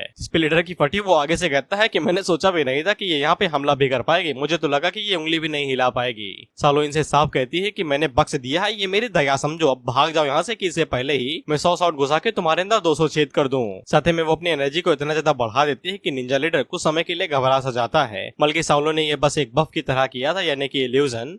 मैंग को देखते हैं जो कि अब सक्सेसफुली यहाँ पे अपना धमाका करने के लिए रेडी हो रही थी। वह ये लोग आगे से कहते हैं राम राम सत्य है, अलविदा दोस्तों। वह पावर रेंजर्स भी आगे से कहते हैं कि जब हम लोग मेका के अंदर थे और जब उस बड़े आदमी ने यहाँ पे इस ड्रैगन का इस्तेमाल किया था तब ये छोटा दिख रहा था, ये वाला उससे बड़ा है या फिर हम लोग मेका के अंदर थे इसलिए ये छोटा लग रहा है। अब उसी टाइम पे हम लोग निंजा लीडर को देखते हैं और उसे एक आइडिया आता है। इसके बाद वो अपने चेलों को यहाँ पे बुलाता है और उसे कहता है कि तुम्हारे पास अभी भी यहाँ पे वो इल्यूजन वाली स्किल है ना, ये साला अपना दिमाग एकदम पीस में रखते हैं इसलिए ये इतने ज्यादा पावरफुल है, तुम्हारे पास इल्यूजन टेक्निक है तो इनके दिमाग के साथ जरा खेल फदल करो। इस पे से वो बंदा आगे से कहता है कि हम लोग यहाँ पे जो इल्यूजन इस्तेमाल करते हैं वो कोई ऐरा गैरा इल्यूजन नहीं है, हम लोग यहाँ पे 3 तरीके से इल्यूजन का इस्तेमाल कर सकते हैं। पहला तो है नशे, दूसरा है आई कॉन्टैक्ट और तीसरा है साउंड वेव्स यानी कि आवाज। और हम लोग इतनी दूर पे हैं कि ये तीनों ही वहां तक नहीं पहुंचेंगे, भले वो यहाँ पे अपना गला चीर के साउंड वेव पहुंचाने की कोशिश करे, लेकिन इसके बावजूद वो मेंग तक पहुंचेगा भी नहीं। इस पे निंजा लीडर उसके मुंह के ऊपर तमाचा मारता है और उसे कहता है कि ये लाउड स्पीकर इस्तेमाल करो, ऐसा ना सोचो कि हमारे पास कोई टेक्नोलॉजी ही नहीं है। इस पे बंदा आगे से रोते हुए कहता है ठीक है, जिसके बाद वो लाउड स्पीकर उठाता है और उस पे चिल्ला के कहता है वह पे ये वाली आवाज जैसे ही मेंग के कानों में जाती है तो उसके ऊपर इल्यूजन का असर होता है, और जब वो अपनी आंखें खोलती है तो वो अपने आप को यांग के साथ एक रूम में पाती है। This is room is OYO, और तुम इतने होशियार हो कि यहाँ पे क्या होगा ये तुम्हें पता है। खैर इस इल्यूजन की वजह से मेंग की जो मानसिक स्थिति थी वो पूरी तरीके से हिल जाती है और वो नीचे गिर के कहती है कि वो इल्यूजन के अंदर फंस गई, ऐसा हो ही नहीं सकता है कि यान यहाँ पे इतने सभी खूबसूरत लड़कियों में से उसे चुनेगा। खैर इसके बाद हम लोग निंजा लीडर को देखते हैं जो कि आगे से ग्रीन टोटोटाइज एक्सप्लोजिव का इस्तेमाल करते हुए उनकी तरफ बम फेंकता है, बेसिकली ग्रेनेड, लेकिन साउलो उसे आसानी के साथ ब्लॉक कर लेती है। वहीं पे जियाओ भी खुद को आजाद कर लेता है। इससे इन लोगों की जो शिप थी वो पूरी तरीके से डिस्ट्रॉय हो जाती है और सब कुछ यहाँ पे तहस महस हो जाता है। वहीं यहाँ पे साउलो से कहती है कि मुझे छोड़ो, जाके उस की ड्रैगन को संभालो, नहीं तो बहुत बड़ा धमाका होगा। साउलो उसे कहती है कि मैं ऐसा नहीं करने वाली। तो मैं उसे बताती है कि यहाँ पे उसने सेकंड और फर्स्ट लेयर बना दी है, सेकंड लेयर भले ही गायब हो जाए लेकिन फर्स्ट लेयर नहीं गायब होगी, यानी धमाका तो होके ही रहेगा। साउलो अपने मन के अंदर सोचती है अगर ये स्पिरिचुअल पावर यहाँ पे कंट्रोल से बाहर चली जाती है फिर जो धमाका होगा उसे कोई भी कंट्रोल नहीं कर पाएगा। हम लोग इन लोगों को देखते हैं और एक सेकंड के लिए इनके चेहरे पे मुस्कान आ जाती है कि ये लोग जीत गए, लेकिन अगले ही पल इनकी नजर की ड्रैगन के ऊपर पड़ती है और इनकी दोबारा फट जाती है, ये कहते हुए कि ये हमें मार के ही छोड़ेंगे। हम लोग की ड्रैगन को देखते हैं जो आगे से भड़कते हुए जा रहा था और इसकी पावर बढ़ते ही जा रहे थे क्योंकि स्पिरिचुअल एनर्जी को एब्जॉर्ब जो कर रहा था। सभी लोग आगे से रोते हुए कहते हैं भाई और बहनों अलविदा, ये कल्टीवेशन वाली दुनिया बड़ी ही खतरनाक है, यहाँ पे कभी भी कुछ भी हो सकता है। हम लोग एस्ट्रोमैन को देखते हैं जो कि आगे से मदद करने के लिए आगे बढ़ता है। वह पे यान हम लोगों को बताता है कि जियो पूरी तरीके से डिस्ट्रैक्टेड था, वह पे लैंडमैन को फर्क नहीं पड़ता, उसे सिर्फ अपनी लड़ाई से लेना देना है और मैंग बहुत ही ज्यादा केयरलेस हो गई थी। सोलो ने काफी ज्यादा अच्छा किया लेकिन उसने भी कई सारी गलतियां की हैं और यान को कोई फर्क नहीं पड़ता है कि ये लोग जीतते हैं या हारते हैं। कल्टीवेशन की दुनिया काफी ज्यादा बड़ी है और ऐसी चीजें होती ही रहती हैं और इनसे उन्हें सबक ही मिलेगा और वो लोग और ज्यादा बेहतर होंगे। इसके बाद यान अपने हाथ को आगे बढ़ाता है और वो एक झटके के अंदर ही उस पूरे ड्रैगन को वहां से गायब कर देता है। सभी लोग आगे से कहते हैं कि यहाँ पे तो धमाका होने वाला था, ये अचानक से गायब कैसे हो गया। यहाँ तक कि एस्ट्रोमैन भी हैरान होकर यान की तरफ देखता है कि ये हुआ क्या। विजार्ड एकेडमी आगे से कहती है इनका टीचर को ज्यादा ही स्ट्रॉन्ग है भाई, इसीलिए हमारी सिस्टर लाइन इतनी समय तक हॉस्पिटल में पड़ी हुई थी। इसके बाद हम लोग सोलो को देखते हैं जो कि मैंग को पकड़ लेती है और उससे पूछती है कि हम लोग इतने टाइम से यहाँ पे अपने माइंड को स्ट्रेंथन करते आ रहे हैं, तुम इतनी जल्दी डिस्ट्रैक्ट कैसे हो गई, तुमने क्या देखा वहाँ पे। जिसपे मैंग आगे से शर्माते हुए कहती है कि कुछ भी नहीं। खैर इसके बाद हम लोग निंजा एकेडमी को देखते हैं जो कि आगे से कहता है कि यहाँ पे इमॉर्टल कल्टीवेशन स्कूल एलिमिनेट हो चुका है, इसलिए हमारे पास अभी भी मौका है कि हम लोग यहाँ पे जीत सकते हैं। विजार्ड एकेडमी भी आगे से कहती है कि बड़ा मुंह और छोटी बात कर दी ना फालतू की बकवास। सुपर ह्यूमन इंस्टीट्यूट भी आगे से कहता है कि चलो हम लोग दिखा देते हैं कि हम कितने स्ट्रॉन्ग है, लेकिन अगले ही पल हम लोग रिपोर्टर को देखते हैं जो आगे से चीखते हुए कहता है इमॉर्टल कल्टीवेशन स्कूल सबसे पहले धरती को चूमा है, इसलिए उन्हें मिलते हैं 30 पॉइंट। इन दिनों के ही पैरों के नीचे से जमीन खिसक जाती है और आगे से चीखते हुए कहते हैं कि ये पॉसिबल कैसे है। वहीं पे हम लोग इमॉर्टल कल्टीवेशन स्कूल को देखते हैं और ये बड़े आराम से उतर रहे थे कि प्यार संभाल के नीचे ना गिर जाना। और हम लोग man of the match MVP को देखते हैं जो कि हमारे चंगू मंगू हैं और वो आगे से कहते हैं कि ये साले हमेशा लड़ने और मारने की बातें ही करते हैं, कभी भी बुद्धि से काम नहीं लेते, बेवकूफ साले। इसके बाद अगला सीन कुछ मिनट के बाद का होता है जहाँ पे जैसे ही लड़ाई वड़ाई शुरू हुई थी तो ये लोग अपनी छोटी छोटी बोट लेके खिसक लिए थे। इन्हें पता था कि ये जब भी लड़ेंगे तो छोटी मोटी चीजों के ऊपर ध्यान नहीं देंगे और इन्हें बुद्धि का इस्तेमाल करते हुए इन लोगों ने एक लॉन्ग टर्म रूट लिया और आराम से धरती पे लैंड हो गए बिना किसी की नजर में आए हुए। और ऊपर से ये दोनों बेइज्जती करते हुए कहते हैं कि साला तुम लोगों की एकेडमी हम लोगों को हमेशा ही नीचे समझती है, तुम बस लड़ाई के बारे में सोचते जा रहे थे और हम लोग यहाँ पे बाजी मार के बेवकूफ कहीं के। लीडर आगे से चिल्लाते हुए कह इन दोनों की ऐसी की तैसी। साइड से बंदा कहता है कंट्रोल भाई कंट्रोल, हम लोग अभी भी यहाँ पे 7000 मीटर आसमान में ही नीचे गिरेंगे तो मुंह टूट जाएंगे। इसके बाद वो लोग पूछते हैं कि हम लोग अभी भी लड़ाई करेंगे, तो लीडर आगे से कहता है घंटा लड़ाई करेंगे यार, नीचे चल के मॉन्स्टर पकड़ते हैं, नहीं तो कुछ भी नहीं मिलेगा हमें। वह ये चारों चंगू मंगू से काफी ज्यादा खुश थे और उनसे कहते हैं कि तुम्हें दोनों हो हमारे स्कूल के मसीहा। यहाँ भी अपने मन के अंदर सोचता है इनकी कल्टीवेशन भले ही बहुत ही ज्यादा नॉर्मल है लेकिन इसके बावजूद बुद्धि बड़ी तेज है इनकी। खैर इसके बाद बाकी एकेडमी वाले यही सोचते हैं कि 30 पॉइंट कोई बड़ी चीज नहीं है, अगर ये लोग यहाँ पे एक गॉड क्लास का मॉन्स्टर पकड़ लेते हैं तो इतना काफी होगा उन लोगों को हराने के लिए। अब यहाँ पे चारों एकेडमी नीचे उतर चुकी थी और मॉन्स्टर हंटिंग शुरू करने वाली थी, लेकिन इसी बीच हम लोग देखते हैं कि नॉर्थ साइड पे जहाँ पे अम्यूजमेंट पार्क है वहाँ पे स्टील बीटल और डोरा दी एक्सप्लोरर की छोटी बहनें आपस में भिड़ने वाले हैं। अब इसके बाद हम लोग अम्यूजमेंट पार्क को देखते हैं जहाँ पे धमाका हो रहा था, सभी लोग भागते हुए कहते हैं भागो रे मॉन्स्टर ने हमला कर दिया। इसके बाद हम लोग उन लड़कियों को देखते हैं और ये लोग जानते हो वो गेम नहीं होता है गोली मार के सॉफ्ट टॉयज जीतने वाला, लेकिन ये लड़कियां उसमें बार बार फेल होती जा रही थी, इसलिए छोटी वाली को गुस्सा आ जाता है और वो पूरी जगह डिस्ट्रॉय कर देती है सिर्फ 2 सॉफ्ट टॉयज के लिए। उसकी बड़ी बहन उसे कहती है शांत रहो यार, तुमने तो पूरा गेम ही खराब कर दिया, सिर्फ गेम ही था वो। लेकिन छोटी वाले आगे से कहती है मुझे गुस्सा आ रहा है, मैं ये प्लेनेट डिस्ट्रॉय करना चाहती हूँ। हम लोगों को देखते हैं जो कि भागते हुए कहते हैं कि यहाँ पे 2 मॉन्स्टर ने हमला कर दिया है और वो काफी ज्यादा स्ट्रॉन्ग है। उसने एक हाथ घुमाया और यहाँ पे 10 मीटर तक की एरिया डिस्ट्रॉय हो गई। स्टील बीटल उन लोगों से पूछता है कि ये लोग डीमन किंग या फिर कोई जाने माने लोग हैं क्या जिनको हम लोग जानते हैं, तो वो आगे से बताते हैं कि ये कोई नई स्पीसीज है। इस पे स्टील बीटल काफी ज्यादा खुश हो जाता है। इधर हम लोग इन दोनों को देखते हैं और उनके साथ कुछ गार्ड्स आए थे बस इन्फॉर्मेशन देने के लिए। ये लड़कियां उन लोगों से पूछती है कि ये हमें हल्के में क्यों ले रहे हैं भाई, हम तो इतने ज्यादा स्ट्रॉन्ग है। इस पे ये दोनों मॉन्स्टर आगे से कहते हैं कि बात असल में ये है कि वो एक गॉड क्लास का हीरो है और सबसे ज्यादा डरावना भी। दूसरा वाला मॉन्स्टर आगे से कहता है कि वो top 10 terrifying God class heroes में से एक है जिसकी कैपेबिलिटी यहाँ पे इंसानियत के पार जा चुकी है। इस दुनिया के अंदर कई सारे हीरोज हैं, यहाँ तक कि 100 तो गॉड क्लास के ऊपर के हैं, लेकिन जो टॉप 10 गॉड क्लास के हीरोज हैं वो उनके मुकाबले में कुछ भी नहीं है।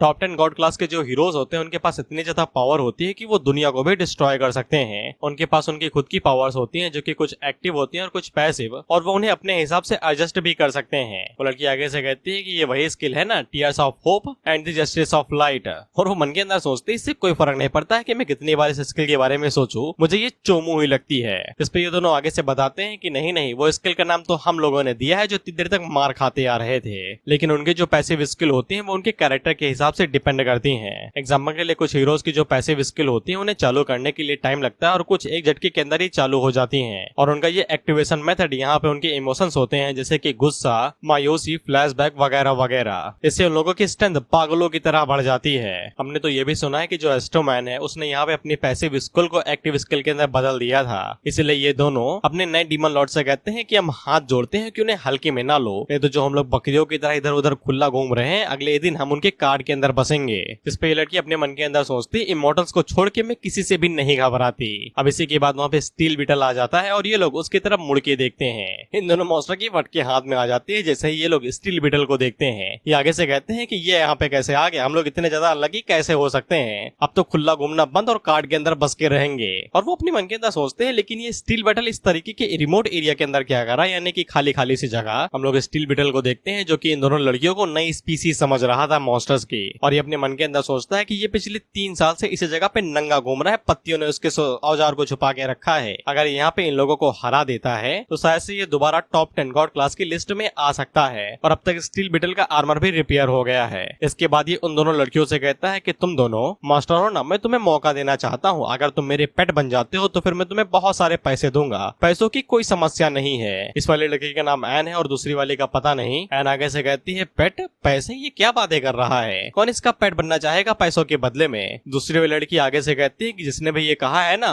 अगर वो मुझे मिल गया तो उसके मैं 2-3 चट्टे मारूंगी और ऊपर से नंगा घुमाऊंगी उसे। हम लोग माचो मैन को देखते हैं जिसे छींक आती है और वो कहता है कौन पीठ पीछे मेरी बात कर रहा है। खैर इसके बाद एन अपनी बड़ी बहन से कहती है कि तुम साइड में हटो, मैं इसका ख्याल रख लूंगी। इसके बाद ये स्टील बीटल से कहती है कि पैसों की कोई दिक्कत नहीं है, मुझे हरा तो मैं तुम्हारी हो जाऊंगी। स्टील बीटल आगे से कहता है अगर ऐसी बात है तो फिर इसमें नेकी और पूछ पूछ क्या। इसके बाद वो आगे से अपना आर्मर निकालता है ये कहते हुए कि मैंने ये नया बनाया अपग्रेड करके, और वो ट्रांसफॉर्म होके एन के ऊपर हमला कर देता है। हम लोग इन दोनों मॉन्स्टर्स को देखते हैं जो कि आगे से टेंशन ले रहे थे, लेकिन अगले ही पल हम लोग एन को देखते हैं और वो बड़ी आसानी के साथ स्टील बीटल के पंच को ब्लॉक कर लेती है और वो एक भी बार हिट नहीं मारती, सिर्फ अटैक्स को ब्लॉक करते जाती है 2-3 घंटों तक। हम लोग उसकी बड़ी बहन को देखते हैं जो कि सोफे के ऊपर बैठ जाती है और उन दोनों से कहती है क्या देख रहे हो भाई, जल्दी से चाय बनाओ मेरे लिए। और वहीं पे वो दोनों अब आसमान में लड़ते ही रहते हैं। जिसके बाद अगला सीन 2 घंटे के बाद का होता है। हम लोग स्टील बीटल को देखते हैं जो सिर्फ मुंह की खाए जा रहा था, एक भी बार ये हिट लॉन्च नहीं कर पाया है एन के ऊपर। एन इसके मुंह के ऊपर लात दे मारती है तो ये सीधा जाके चट्टान में जा घुसता है। एन उसे कहती है कि तुम्हें तो यहाँ पे स्ट्रॉन्ग होना चाहिए था ना, क्योंकि तुम जितना लड़ते जाते हो उतना ताकतवर बनते जाते हो, लेकिन हमें तो आधा घंटा हो गया है, 1 घंटा होने वाला है, अभी तक तुम स्ट्रॉन्ग क्यों नहीं हुए। स्टील बीटल आगे से कहता है अभी बताता हूँ। जिसके बाद वो आगे से प्लाज्मा फ्लेयर का इस्तेमाल करने ही वाला था कि उससे पहले ही एन पलक झपकते है उसके पीछे आती है और उससे कहती है तैयार हो उड़ने के लिए। इसके कुछ मिनटों के बाद हम लोग स्टील बीटल को देखते हैं जो कि घायल हालात में जमीन पे पड़ा हुआ था। स्टील बीटल अपने मन के अंदर यही सोचता है कि उसका आर्मर यहाँ पे अपग्रेड हो गया है जो कि यहाँ पे प्लाज्मा फ्लेयर को भी रिलीज करने की पावर देता है, लेकिन इसके बावजूद वो यहाँ पे एन को छू तक नहीं पा रहा है और एन हमें भी उसे बस दया भरी नजरों से देख रही, कब तक लड़ेगा ये बेचारा, मर क्यों नहीं जाता, ऐसी नजरों से। अब इससे स्टील बीटल यहाँ पे अपने कर्मों को याद करने लगता है कि अगर वो इतना ही ज्यादा गैर गुजरा है तो फिर वो एकेडमी ल्यूमिन के लिए यहाँ पे बहुत बड़े पाप से कम नहीं है। वहीं पे एन अपने मन के अंदर सोचती है कि वो दोनों मॉन्स्टर मुझसे झूठ तो नहीं बोल रहे थे ना, अगर वो झूठ बोल रहे तो पक्का मैं उन्हें पका के खा जाऊंगी। लेकिन हम लोग स्टील बीटल को देखते हैं और इसके इमोशन जब इस पे हावी होते हैं तो ये दोबारा खड़ा हो जाता है ये कहते हुए कि मैं नहीं हारने वाला। इस पे एन एक्साइटेड हो जाते हैं ये कहते हुए कि मजा आ रहा है। ये दोनों मॉन्स्टर आगे से घबरा के कहते हैं कि जब भी यहाँ पे कोई लेजेंडरी फ्लैशबैक आता है तो कोई ना कोई किलर मूव बनता है जो हमें यहाँ पे मार गिराता है। स्टील बीटल को यहाँ पे जो फ्लैशबैक आता है वो यहाँ पे एशियंट हीरो का आता है, जहाँ पे एशियंट हीरो उसे कहता है कि बच्चे मेरा समय आ चुका है और अब फ्यूचर में तुम इस दुनिया को प्रोटेक्ट करोगे। जिसके बाद वो अपना जो मॉर्फ होता है यानी कि वही टूल जैसे ये लोग ट्रांसफॉर्म होते हैं, वो अपना मॉर्फ स्टील बीटल को देके वहाँ से हमेशा हमेशा के लिए चला जाता है, ये कहते हुए कि इसे रख लो और जब तक तुम हमेशा यहाँ पे अपने डिटर्मिनेशन को हाई रखोगे और कभी भी हार नहीं मानोगे तो फिर तुम्हें हमेशा यहाँ पे अनपैरेलल्ड पावर मिलती ही रहेगी। इससे स्टील बीटल काफी ज्यादा खुश हो जाता है। वहीं पे ये दोनों आगे से चिल्लाते हुए कहते हैं ये तो साला वही एशियंट हीरो है जिसने यहाँ पे एशियंट मॉन्स्टर को हराया था। इस बारे में जब भी सोचते हैं तो साला पूरी रात नींद नहीं आती है। वहीं पे उसकी बड़ी बहन लोगों को गौर से देख रही थी कि इन्हें क्या हुआ, ये क्यों कांप रहे हैं। इसके बाद हम लोग स्टील बीटल को देखते हैं जो कि आगे से बीटल ब्लास्ट का इस्तेमाल करता है और ये दोनों डर जाते हैं। ये कहते हुए कि ये तो वही यूनिक स्किल है जो पिछले स्टील बीटल ने इस्तेमाल की थी, दी एशियंट हीरो। एन की बहन आगे से कहती है कितना घटिया नाम है, साला कुछ नया रख लेता। वहीं पे एन को फील हो रहा था कि ये ताकतवर होते जा रहा है और अचानक से इसकी ताकत यहाँ पे पहले वाले लेवल से अनदर लेवल पे चली गई है। जैसे कि इनकी दुनिया में जब ये लोग रियलम को सप्रेस करके नेक्स्ट रियलम पे जाते हैं तो इनकी पावर एकदम से बढ़ जाती है। अब इसके बाद हम लोग बीटल ब्लास्ट को देखते हैं तो फिर वहाँ पे बहुत ज्यादा पावर इकट्ठा हो रही थी। इनकी बड़ी बहन इन दोनों से पूछती है कि ये बीटल ब्लास्ट करता क्या है भाई। तो ये जो लाल वाला होता है इतने लंबे चौड़े में समझाता है कि ये पूरा एकदम समझा ही देता है कि स्टील बीटल का आर्मर यहाँ पे है, वो यहाँ पे हाइड्रोजन ऑक्साइड बाहर निकालेगा जो आयंस के अंदर बदलेंगे। जिसके बाद वो आयंस यहाँ पे आर्मर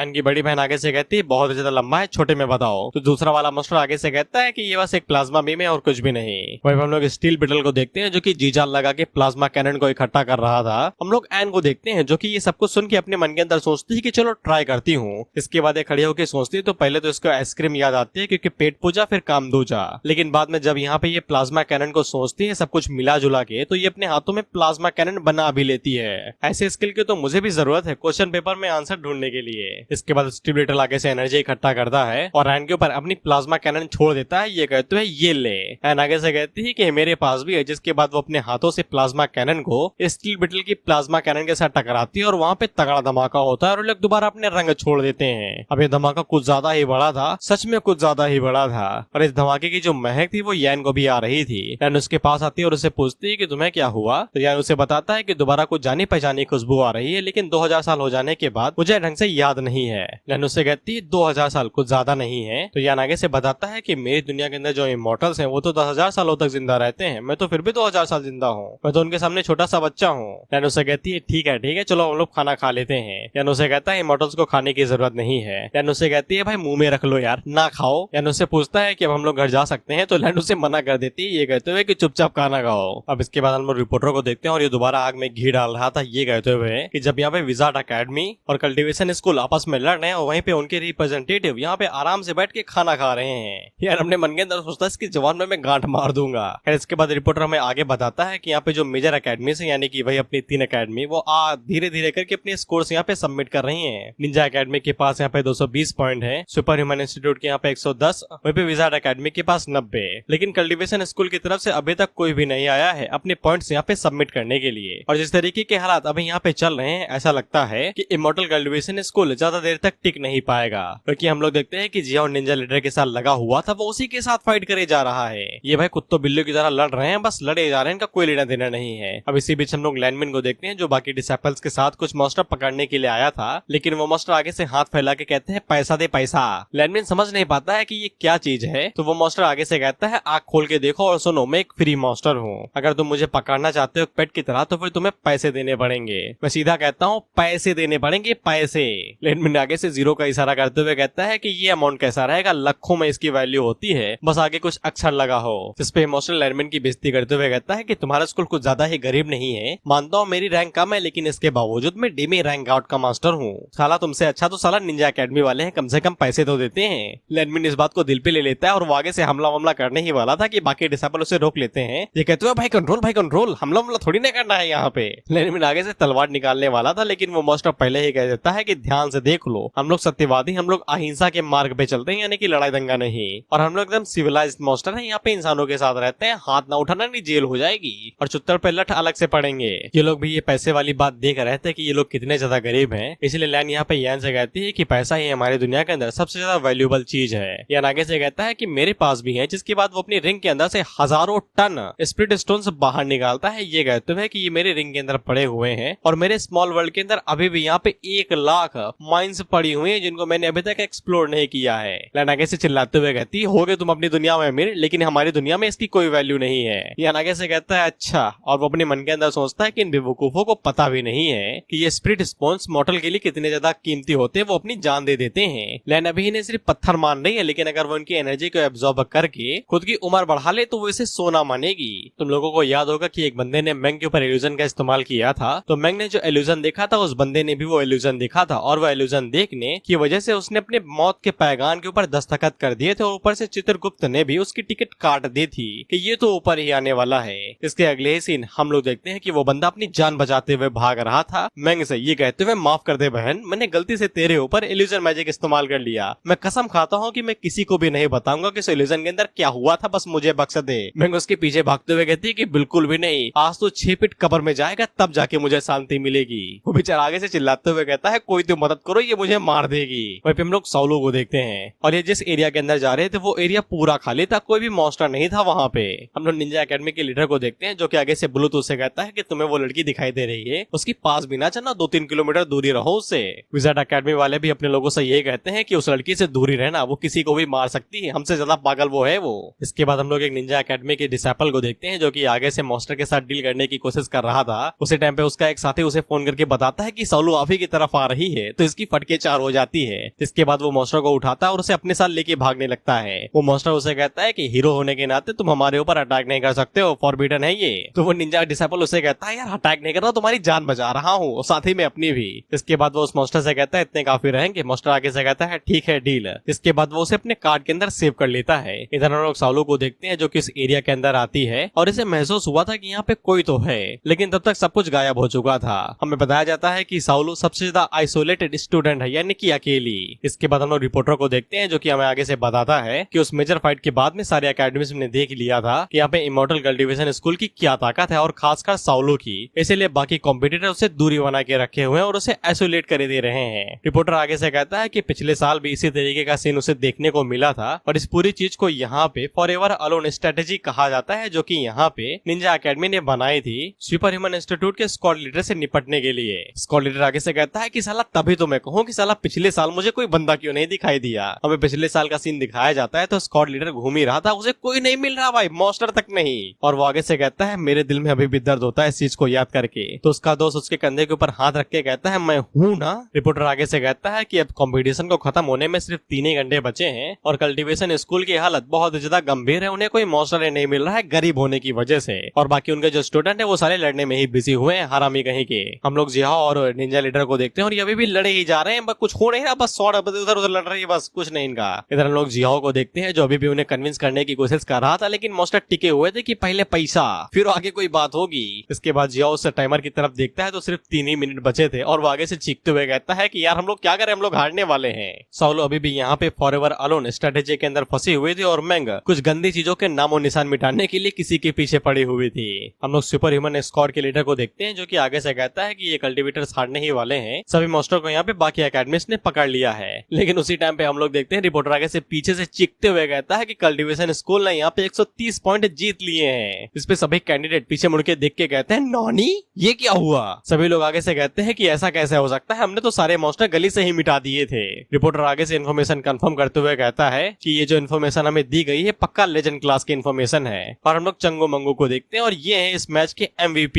ये दोनों आगे से कहते हैं हम तो साला जीतेंगे, ये हमेशा साले हमें कम समझते हैं, बेवकूफ कहीं के। लीडर आगे से फर्स्टेड होके कहता है इनकी माँ का साले ये दो दोबारा वापस आ गए। इसके बाद अगला सीन 5 मिनट पहले का होता है जहाँ पे हमें दिखाया जाता है कि चंगो मंगो ने ये बाजी मारी कैसे। ये दोनों सबसे पहले निकलवाते हैं यैन का बहुत बड़ा पोस्टर जहाँ पे वो हीरोज को पी ले जा रहा था। इसके बाद वो दोनों हैरी मास्टर के पास जाके उससे कहते हैं ये देख रहे हो ये हमारा मास्टर है, हमारा मास्टर कुछ ज्यादा ही पावरफुल, एकदम पियरलेस है और 2 महीनों के अंदर ही ये यहाँ पे सेकंड गॉड क्लास हीरो बन चुका है। हैरी मास्टर आगे से कहता है तो मैं क्या करूँ भाई, साफ साफ समझाओ क्या कहना चाहते हो। तो मंगो मास्टर के कंधे के ऊपर हाथ रखता है और उससे कहता है कि तुम देख ही सकते हो कि समय के साथ साथ हमारा मास्टर कितना ज्यादा पावरफुल होते जा रहा है और कुछ ही दिनों के अंदर ही हमारा मास्टर यहाँ पे गॉड क्लास के टॉप लेवल पे चला जाएगा। इसका मतलब ये हुआ कि हमारा मास्टर काफी ज्यादा पैसा बनाएगा और अगर हमारा मास्टर यहाँ पे पैसे बनाता है तो फिर हमें पैसों की चिंता ही क्या करनी है। जैसे ही मुझे मेरा हिस्सा मिलेगा, लाखों करोड़ों में जो पैसे होंगे मैं उनमें से तुम्हारा हिस्सा दे दूंगा। हैरी मास्टर आगे से काफी ज्यादा खुश हो जाता है और आगे से कहता है सच में, और ये दोनों कोई डील नहीं दे रही, कल है स्कैमिंग, इंडिया से भी आगे हैं ये स्कैमिंग के मामले में। क्योंकि मंगो आगे से कहता है कि जैसे ही हम लोग यहाँ पे रिच हो जाएंगे इसका मतलब ये थोड़ी नहीं कि हम लोग सारा पैसा एक झटके के अंदर लुटा सकते हैं। अब तुम्हें तुम्हारा हिस्सा मिलेगा, ये इस बात के ऊपर डिपेंड करता है कि तुम्हारी कीमत क्या है। इसीलिए हम तुम्हें सबसे पहले एक ट्रायल पे डालेंगे, अगर तुम वो ट्रायल पूरा कर लेते हो तो फिर तुम्हें तुम्हारी फुल सैलरी मिलेगी। तो अभी के बारे में क्या ख्याल है कि हम तुम्हें आधे पैसे देते हैं और आधे तुम्हें नए साल से देंगे, वो भी बोनस के साथ में। हैरी मास्टर आगे से कहता है सच में इतना ज्यादा पैसा मिलेगा। मंगो आगे से कहता है अभी और तो सुनो, एक कंडीशन भी है, अगर हम लोगों की डील यहाँ पे पूरी तरीके से रिस्पेक्टेड नहीं होती यानी कि एग्रीमेंट के हिसाब से, तो फिर तुम अचानक से आजाद हो सकते हो, तुम्हें कोई रोके टोकेगा नहीं। हैरी मास्टर आगे से कहता है बढ़िया डील है यार, मुझे इसमें रख लो, मुझे कोई दिक्कत नहीं, मैं सारी कंडीशन एक्सेप्ट करने के लिए राजी हूँ। और इसी तरीके से चंगो मंगो ने आधे दाम के अंदर हैरी मास्टर्स को पकड़ लिया। निंजा एकेडमी लीडर आगे से कहता है ये साले क्या खा के पैदा हुए थे ये, इन्होंने तो मास्टर तक को नहीं छोड़ा, उन्हें भी स्कैम कर दिया।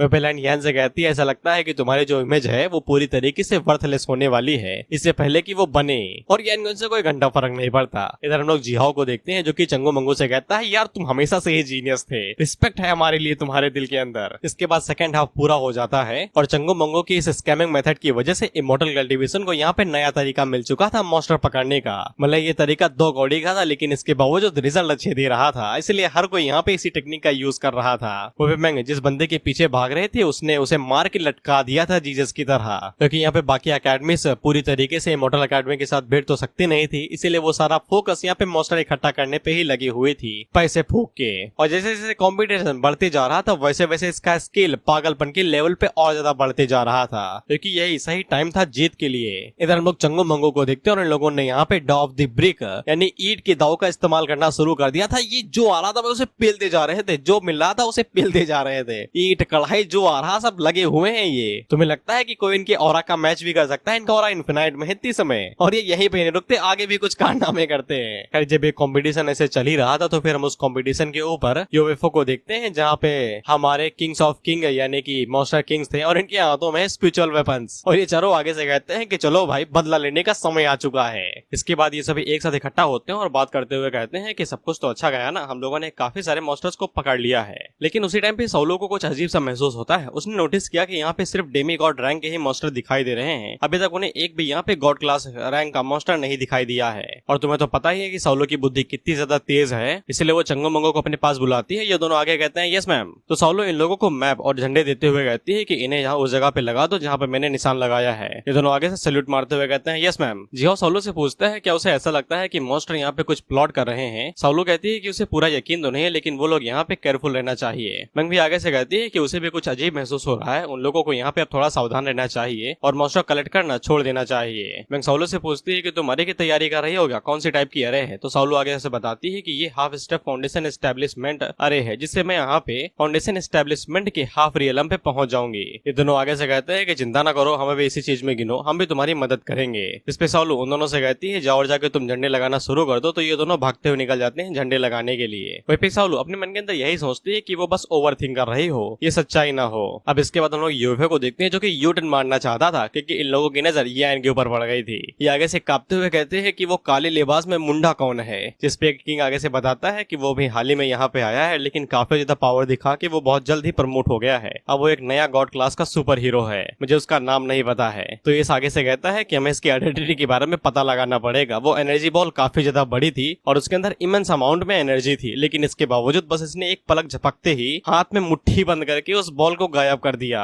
दूसरा लीडर आगे से कहता है कि ये मत भूलो कि डीमन एम्परर ने हमें यहाँ पे मैसेज भेज के बताया है कि हीरोज की जो पैसिव स्किल है वो इनविंसिबल नहीं है, उसे हराया जा सकता है, इसलिए हम लोग अपने प्लान के हिसाब से ही आगे बढ़ेंगे। हालांकि ये मन के अंदर सोचता है इसके जो कपड़े हैं वो डीमन एम्परर की तरह मैच क्यों खा रहे हैं। इसके बाद लोग अपना प्लान डिस्कस करते हैं वगैरह वगैरह में। इसके बाद उस बड़े से त्रिशूल को जमीन पे गाड़ देते हैं, ये कहते हुए कि यही है हमारी जीत की उम्मीद। वहीं पे यान को अभी भी वो जाने पहचाने से खुशबू महसूस हो रही थी, लेकिन अब ये थोड़ी सी घनी हो गई थी। इधर इस बाकी मॉन्स्टर से कहता है कि हम लोग जाएंगे और जो टॉप 10 क्लास के गॉड हीरोज हैं हम उन्हें एक जगह पे कैप्चर कर लेंगे, जिसके बाद जो स्टूडेंट होंगे वो तुम्हारे हाथों में हो जाएंगे और हम लोग आधे घंटे के अंदर ही उन लोगों का फ्यूचर डिस्ट्रॉय कर देंगे। ये मॉन्स्टर आगे से कहते हैं यस मालिक। इसके बाद ये लोग यूएफओ से बाहर निकलते हैं और आगे से अपने प्रोग्राम को इनपुट कर देते हैं जो कि एक स्पेशल लॉकडाउन था, यानी कि जहाँ पे ये कॉन्टेस्ट हो रहा था ये उस पूरे एरिया को ही सील कर देते हैं स्पेशल लॉक के अंदर, जिससे वो एरिया बाहरी दुनिया से अलग ही हो जाता है, यानी कि गायब ही हो जाता है। इसलिए वहाँ पे जो सिग्नल थे वो भी बंद हो जाते हैं। टीवी बंद होते ही इन लोगों का आक्रोश बाहर आता है, चिल्लाते हुए कहता है असला बारूद कहाँ है, मेरा साला इतना मजा आ रहा था किसने बंद कर दी टीवी। कैमरामैन भी आगे से कहता है कि हुआ क्या भाई, यहाँ से कुछ दिखाई नहीं दे रहा, ये जगह तो पूरी सुनसान हो गई।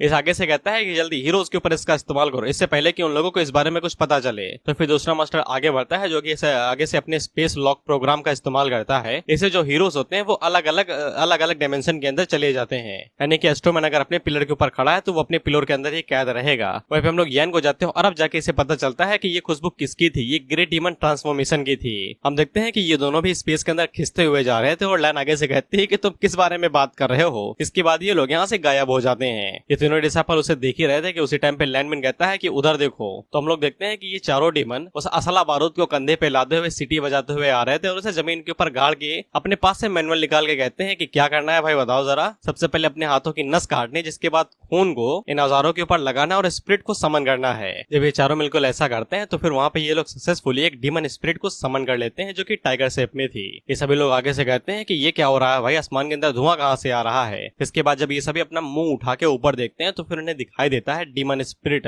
जो कि डीमन की से आया था। वहीं पे डीमन स्पिरिट जैसे ही साउलो की तरफ देखता है तो वो आगे से कहता है इस जमाने में ह्यूमन कल्टीवेटर क्या कर रहे हैं भाई। वहीं पे साउलो जैसे ही डीमन स्पिरिट को देखती है तो वो कांपने लगती है। सभी लोग आगे से पूछते हैं कि ये स्पिरिट बीस्ट क्या चीज है भाई। हम लोग जिहा और लैनमिन को देखते हैं और इन दोनों गधों को पता ही नहीं है कि डिमोनिक बीस्ट स्पिरिट होती क्या है। साउलो उन लोगों से कहती है गधो कभी लाइब्रेरी जाके पढ़ भी लिया करो। मैंग इन लोगों को बताते हुए कहती है कि ये बीस्ट और फर्स्ट लेवल डिमोनिक बीस्ट की जो कल्टीवेशन होती है वो की स्टेज के बराबर की होती है। साउलो उस बीस्ट स्पिरिट की तरफ देखते हुए कहती है कि ये बहुत बड़ी मुसीबत बनेगी। इधर हम लोग यान और लैनमिन को देखते हैं और अब जाके यान को पता चलता है कि ये सब कुछ यहाँ पे डिमन स्पिरिट बीस्ट की वजह से हो रहा है। हम लोग यान को देखते हैं और वो आगे से कहता है मेरा बेचारा दिमाग, मैं तो भूल ही गया था कि यहाँ पे डिमन स्पिरिट बीस्ट भी होती हैं। वह पे यान ने लैन को गोदी में पकड़ रहा था क्योंकि ये बेचारे उड़ नहीं सकते और यहाँ पे ग्रेविटी नहीं है, ये लोग फ्लोट कर रहे हैं। लैन उसे कहती है कि ये डिमन क्या है भाई, तुमने अभी क्या कहा। तो यान उसे बताता है कि हमारी दुनिया के अंदर स्पिरिट बीस्ट को इसी नाम से बुलाया जाता है। दूसरे शब्दों में तुम इन्हें हमारी दुनिया के मॉन्स्टर्स कह सकते हो। बस अंतर यही है कि ये धीरे धीरे करके ह्यूमन शेप के अंदर पूरी तरीके से कंप्लीट हो जाते हैं, लेकिन इनकी बुद्धि बड़ी ही सिंपल हो सकती है और एक तरीके से ये जिद्दी ही होते हैं। अगर एक चीज पे अड़ गए तो फिर चाहे दुनिया ही इधर की उधर हो जाए लेकिन ये नहीं हटने वाले। और ये लैन को बताता है मुझे लगता है कि तुम्हारा डीमन किंग पहले ही मौत के घाट उतर चुका है इन बीस्टों के हाथों। लैन उससे पूछती तुम्हें कैसे पता। लैन उसे कहता है अंधी सामने देख, तुम्हारी दुनिया के मॉन्स्टर के हाथों में यहाँ पे स्टैंडर्ड डीमन किंग का वेपन है और वो हमारे ऊपर अटैक करने की तैयारी करे और ये साले मैनुअल पढ़ रहे हैं, इन्हें पता भी नहीं कि अटैक कैसे करना है। लैन आगे से पूछती है कि ये स्टैंडर्ड डीमन किंग्स वेपन क्या चीज है। यान आगे से बताता है कि वो डीमन किंग जो वेपन है उसके अंदर बेमिसाल की होती है। और यान को भी यहाँ पे कुछ सवाल जवाब करने थे। लैन उसे पूछती है कि कैसे करोगे, तो यान आगे से कहता है कैसे क्या करूंगा, इन्हीं को पकड़ के करूंगा। इसके बाद यान आगे से एंटी आइसोलेटेड स्पेस का इस्तेमाल करता है। हम देखते हैं इनका जो त्रिकोण में जो स्पेस था यान इनसे भी बड़ा यहाँ पे एक स्पेस बना लेता है जो कि स्क्वायर शेप में था। अभी अपने जाल के अंदर खुद ही कैद हो गए हैं। इन लोगों को महसूस तो होता है कुछ, लेकिन कुछ पता नहीं चलता है तो ये उसे इग्नोर कर देते हैं। इसके बाद दोबारा मैनुअल पढ़ते हुए कहते हैं कि हाँ, जिसके बाद अपने दिमाग को पूरी तरीके से केंद्रित करो और इनकार्नेशन का इस्तेमाल करो। वहीं पे जितनी भी बार यहाँ पे यान की तरफ देखता है तो उसे बार बार अनईजी फील हो रहा था कि कुछ तो गड़बड़ है यहाँ पे। और यार उन्हें बस देखते हुए मुस्कुरा रहा था कि करो करो तो यार कोई दिक्कत नहीं है, पढ़ लो मैनुअल आराम से, मैं कहीं नहीं जा रहा, मैं क्या तुम भी नहीं जा सकते हो। इसके बाद यान हम लोगों को बताता है कि स्पिरिट बीस्ट बनते कैसे हैं। सेलेस्टियल पियरल कॉन्टिनेंट के अंदर कोई भी चीज यहाँ पे कल्टीवेट कर सकती है, बस कुछ कंडीशंस को उसे पूरा करना पड़ता है। यहाँ तक कि एनिमल भी स्पिरिचुअल एनर्जी को कल्टीवेट कर सकते हैं और कुछ खास कंडीशन की वजह से कुछ खास एनिमल्स ही यहाँ पे की को एब्जॉर्ब कर पाते हैं। इसके रिजल्ट में वो लोग यहाँ पे स्पिरिट बीस्ट बन जाते हैं। और डिवाइन रूल्स के मुताबिक अगर किसी यहाँ पे एनिमल को डिमन लेवल तक पहुंचना है तो फिर उन्हें ह्यूमन बॉडी पानी ही पड़ती है, जिसके लिए उन्हें यहाँ पे 4 स्टेज से होके गुजरना पड़ता है की शेप चेंजिंग, की सैक्रेड फॉर्मिंग, की कैपरेटिंग एंड की डेमन। जब वो लोग यहाँ पे कंप्लीट ह्यूमन शेप पा लेते हैं तो फिर वो डिवाइन एंटिटी में बदल जाते हैं डिवाइनाइजेशन की वजह से। और जब उन्हें यहाँ पे डिवाइन एट्रीब्यूट मिलता है तो वो बीस्ट में बदल जाते हैं, इसीलिए पीपल उन्हें डिमोनिक बीस्ट कहना ज्यादा पसंद करते हैं। वह पहले यान से कहती है अगर हम लोग यहाँ पे कैद हैं तो फिर हमारे स्टूडेंट खतरे में हो सकते हैं। यान अपने मन के अंदर यही सोचता है कि वो उन्हें हमेशा तो प्रोटेक्ट कर ही नहीं सकता, उन्हें भी बड़ा होना पड़ेगा और जिम्मेदारियों को उठाना पड़ेगा। तो यान उन्हें ऐसे ही छोड़ देता है, जाओ और जाके लड़ो। हम लोग डिमोनिक स्पिरिट बीस्ट को देखते हैं जो कि इन्हें देख रहा था और ये लोग उसे देख रहे थे। 2 मिनट तक तो ये सिर्फ एक दूसरे को घूरते हैं, जिसके बाद साउलू अपने लोगों से कहती है कि मेरी बात सुनो ध्यान से, जैसे ही मैं कहूँ तैसे ही यहाँ से भाग लेना। हम लोग इन्हें देखते हैं, इन्हें अंदाजा भी नहीं कि किससे भिड़ने वाले हैं। इन्हें ऐसा लगता है कि ये कोई नई स्पीसीज है और इन लोगों को इन्हें पकड़ लेना चाहिए। इधर हम लोग डिमोनिक स्पिरिट बीस्ट को देखते हैं जो कि इन दिनों से पूछती है कि तुम मेरे मास्टर हो तो बताओ भाई किसे चीरना है। इस पे ये मास्टर इशारा करते हुए कहते हैं कि इन अकेडमी सुपर हीरोज को सालों ने हमारे नाक के अंदर दम कर रखा है पिछले सालों से, जाओ और जाके इन्हें मार दो। स्पिरिट बीस्ट आगे से कहता है कोई दिक्कत नहीं है, तुम्हारा खून खत्म होने से पहले ये लोग मारे जाएंगे। ये मास्टर आगे से कहते हैं खून, कौन सा खून? जिसके बाद जब अपने हाथ के ऊपर देखते हैं तो इनका खून निकल रहा था। जब तक ये स्पिरिट बीस्ट यहाँ पे रहेगी तब तक इनका खून निकलता रहेगा। इसके बाद सभी लोग फाइट करने के लिए रेडी हो जाते हैं और जैसे स्पिरिट बीस्ट हमला बोलने के लिए आगे बढ़ने वाला था तो साउलू चिल्ला से कहती है कि भागो, और ये सभी तुम दबाते हुए वहां से भाग लेते हैं। विजार्ड एकेडमी और निंजा लीडर आगे से चिल्लाते हुए कहता है कि ये इमॉर्टल स्कूल है, साले ये भाग रहे हैं हमें यहाँ पे छोड़ के। साउलू सभी लोगों से कहती है कि मैं तुम्हें पहले ही बता दूं, किसी भी कीमत पे डिमोनिक बीस्ट के साथ ना भिड़ना, वो तुम्हारा एनिमी नहीं जिसको तुम लोग हरा सको। स्पिरिट बीस्ट आगे से हमला करते हुए कहता है कि हम लोगों को सबसे पहले ताकतवर को मारना चाहिए, किसके ऊपर हम लोग हमला करें? मास्टर आगे से कहते हैं कि वो लाल दुपट्टे वाला, उसी को मारो, वो सबसे ज्यादा स्ट्रॉन्ग है। लेकिन स्पिरिट बीस्ट साउलू के ऊपर हमला करते हुए कहता है गलत, वो सबसे ज्यादा स्ट्रॉन्ग है। इसके बाद वो साउलू के ऊपर अपनी शॉट फेंक के मारता है। साउलू वहां से भागते हुए लोगों को बताती है कि ये डिमोनिक स्पिरिट बीस्ट यहाँ पे इन लोगों के खून की वजह से चल रहा है, अगर उन लोगों का खून खत्म हो जाता है तो ये भी यहाँ से गायब हो जाएगा। उसी टाइम पे सभी लोग साउलू से कहते हैं कि तुम्हारे पीछे एक शॉट आ रही है। वो शॉट जैसे ही साउलू को लगने वाली थी कि उससे पहले पहले चंगो बीच में कूदता है और वो शॉट अपने सीने पे ले लेता है। सोलो चंगो से कहती है कि तुम ठीक तो हो। चंगो आगे से बताता है कि वो पूरी तरीके से ठीक है, ये बस छोटा सा स्क्रैच ही है। और वो दोनों सोलो से कहते हैं कि वही है जो कि यहाँ पे हम लोगों को जिता सकती है। और फिर इन दोनों को यकीन हो जाता है कि इन लोगों ने जो 2 सालों तक नंगे पैर दौड़ लगाई है उससे इनकी बॉडी स्ट्रांग हो गई है। और फिर मंगो स्पीड बिस्ट से कहता है अगर तुम्हें हमारी बिग सिस्टर के ऊपर हमला करना है तो फिर हमसे पहले होके गुजरना पड़ेगा, हमारी लाश के ऊपर से जाना पड़ेगा। स्पीड बिस्ट आगे से कहता है कौन सी बड़ी बात है भाई, चला जाऊंगा। इसके बाद जब वो इनके ऊपर अटैक करने के लिए आगे बढ़ ही रहा था तो फिर हम लोग देखते हैं कि स्कॉट लीटर बीच में आ जाता है, ये कहते हुए अगर वो इतने ज्यादा स्ट्रांग है तो फिर तुम हमसे शुरुआत क्यों नहीं करते हो, हमसे भी लड़के देखो, तुम्हें पता चल जाएगा कि कौन स्ट्रांग है। चंगू आगे से कहता है कि ये तो हमारा स्क्वाड लीडर है। स्क्वाड लीडर उससे कहता है कि जल्दी से घायल को लो, यहाँ से भाग निकलो, तब तक मैं इसे रोकता हूँ। इसके बाद स्क्वाड लीडर आगे से रेज मोड का इस्तेमाल करने ही वाला था कि उससे पहले स्पीड बिस्ट उसकी पेड़ के ऊपर एक ही पंच मारता है और स्क्वाड लीडर की चीख निकल जाती है, जिसके बाद वो बिल्डिंगों को तोड़ते हुए 2 बिल्डिंग में जाके घुसता है और एक झटके के अंदर ही नॉकआउट हो जाता है। ये दोनों आगे से कहते हैं कि ये तो हार गया, हमें भी खिसक लेना चाहिए। हालांकि जब स्पीड बिस्ट उस जगह पे पहुंचता है तो फिर उसे पता चलता है कि ये लोग यहाँ से पहले ही भाग चुके हैं। ये भाग के बाइक बिल्डिंग के पीछे छुप चुके थे और स्पीड बिस्ट इन लोगों से कहता है कि जैसा कि कल्टीवेटर से उम्मीद की जा सकती है, ये साले हमेशा से ही भागने में बेहतर रहे हैं और भागने में कोई बुराई नहीं है जब तक तुम्हारी जान बच रही हो या फिर मार भी पड़ने वाली हो। इसके बाद हम रिपोर्टर को देखते हैं जो चट्टानों के नीचे दबा हुआ था, लेकिन ये अभी भी अपनी रिपोर्टिंग नहीं रोक रहा। ये हम लोगों को बताता है कि टॉप 10 हीरोज यहाँ पे सब स्पेस के अंदर आइसोलेटेड होते हैं और स्टूडेंट को यहाँ पे काफी ज्यादा बुरे समय से गुजरना पड़ रहा है, वो भी बिना सपोर्ट के। मेकाई उसे बाहर निकालते हुए कहती है यार तुम्हें कोई सुन भी नहीं रहा है तो फिर क्यों कमेंटेटिंग कर रहे हो, खुद को बचाने के बारे में सोचो। इधर हम लोग साउलो और जिगाओ को देखते हैं। जिगाओ साउलो से कहता है कि तुम उसे नहीं हरा सकती हो, देखा ना तुमने, उसने एक पंच मार के स्क्वाड लीडर को नॉकआउट कर दिया और तुम्हें इतनी ज्यादा माइनर लगी थी तुम उसे नॉकआउट भी नहीं कर पाई थी। सालू आगे से कहती है मुझे पता है कि काफी ज्यादा दिक्कत होगी उसे हराने में, लेकिन हम लोगों को कोशिश करनी ही पड़ेगी। इसके बाद हम लोग हीरो अलायंस को देखते हैं और यहाँ पे पूरी तरीके से बवाल मचा हुआ था। सभी लोगों को यहाँ पे स्टूडेंट्स की चिंता हो रही थी कि वो लोग मारे न जाए। चीफ अपने असिस्टेंट से कहता है कि जितने भी बाकी सब गॉड क्लास के हीरोज हैं उन लोगों को जल्दी से भेजो मदद करने के लिए, और अगर वो नहीं आ रहे हैं तो फिर उनके ऊपर के जो है उन्हें भेजो। इधर हम लोग टीवी को देखते हैं तो उसके ऊपर विंडो की ब्लू स्क्रीन आ रही थी, यानी कि कुछ भी नहीं दिखाई दे रहा था। लोग गुस्से में अपना रिमोट तोड़ते हुए कहते हैं कि साला वो रिपोर्टर इसकी माँ का, मैं इससे बिल्कुल घटिया रिव्यू देने वाला हूँ। इसके बाद हम सिटी के बाहर का एरिया देखते हैं जहाँ पे हम लोग रेस्क्यू टीम 1 को देखते हैं जो कि उस डिमेंशियल सील को यहाँ पे ब्रेक करने की कोशिश कर रहे थे। ये दोनों ही डीमी गॉड क्लास के हीरो हैं, इनके बारे में बताने की जरूरत नहीं है, लेकिन ये जो सस्ता बैटमैन है उर्फ सुपरमैन का जोड़ीदार, ये इसे चश्मे से कहता है कि यार तुम अभी तक किसे खोले नहीं पाए, मेरा बेटा पोता सब हो गए हैं। वो बंदा आगे से कहता है रुको यार, कोडिंग में टाइम लगता है, जिसके बाद वो आखिर में जाके कोडिंग की वजह से एक छोटा सा छेद कर पाता है उस डिमेंशियल सील के अंदर। बैटमैन और सुपरमैन का बच्चा आगे से कहता है कि मैं इसके अंदर कैसे जाऊंगा भाई। कोडिंग वाला आगे से कहता है जाके देखो शायद चले जाओ, तो ये छेद के अंदर से जाने की कोशिश करता है, लेकिन उसी टाइम वहाँ पे दूसरे सुपर हीरो आते हैं जो कि उस स्पेस को हाथ मार के तोड़ते हैं और इस बैटमैन उर्फ सुपरमैन के बच्चे को खींच के बाहर फेंक देते हैं, ये कहते हुए कि अब से हम लोग इसे संभालेंगे। ये दोनों ही गॉड क्लास हीरो हैं और उनकी रैंक 34 और 29 है, सॉरी 39 है, लड़की 39 वाली है। अब ये लोग जैसे ही यहाँ पे इस डिमेंशियल सील को तोड़ देते हैं तो जो रिकॉर्डिंग थी वो सब कुछ वापस आ जाती है। इसे जनता के अंदर खुशी की लहर दौड़ जाती है और सैंक्स तुम यहाँ पे क्या कर रहे हो भाई, जाओ लूफी को बचाओ, उसके लगे पड़े हैं इतनी टाइम पे। वो भी बंदा जो कि रिमोट तोड़ के गुस्से में था वो काफी ज्यादा खुश हो जाता है इमेज वापस आने पे। इसके बाद हम रिपोर्टर को देखते हैं जो कि आगे से दोबारा अपनी न्यूज चालू करता है, ये कहते हुए कि स्पेस ब्लॉकिंग की वजह से भले ही हम लोग 2 सेकंड के लिए कट गए थे लेकिन हम दोबारा वापस आ गए हैं, क्योंकि यहाँ पे कई सारे गॉड क्लास के हीरोज आ चुके हैं मदद करने के लिए। ऐसा लगता है कि इस बार मॉन्स्टर ने यहाँ पे एलियंस के साथ मिलकर हम लोगों के ऊपर हमला किया है, इसलिए उनकी टेक्नोलॉजी काफी ज्यादा बढ़ गई है। नए अपोनेंट के साथ में यहाँ पे super human institute, immortal school, Ninja academy और विजार्ड अकेडमी पूरी तरीके से हारे जा चुके हैं। इमॉर्टल स्कूल पहले ही भाग चुका था तो उनके बारे में पता ही नहीं कि वो कहाँ पे हैं, लेकिन वही लोग अभी तक सर्वाइव कर पाए हैं। बाकी जितनी भी अकेडमीज हैं वो सभी पूरी तरीके से हार चुकी हैं। हम देखते हैं तो इधर उधर लाशें वासे पड़ी थी। इसके बाद हम लोग देखते हैं कि स्पीड बिस्ट ने यहाँ पे विजार्ड अकेडमी के लीडर को गर्दन से पकड़ रखा था और उसे दबोच रहा था। जियो लैंडमिन से कहता है कि देखो हमारी विजार्ड अकेडमी की प्रेसिडेंट मरने वाली है। वहीं पे विजार्ड अकेडमी की प्रेसिडेंट अपने मन के अंदर सोचती है कि मैं यहीं पे मरने वाली हूँ क्या यार, अभी तक तो बच्चे भी नहीं हुए, शादी भी नहीं हुई। तो हम लोग देखते हैं कि लैंडमिन आगे बढ़ता है मदद करने के लिए और वो स्पीड बिस्ट की पीठ के ऊपर अटैक करने की कोशिश करता है, लेकिन इस अटैक का कोई फायदा नहीं था, उसकी उल्टा सॉडी टूट जाती है।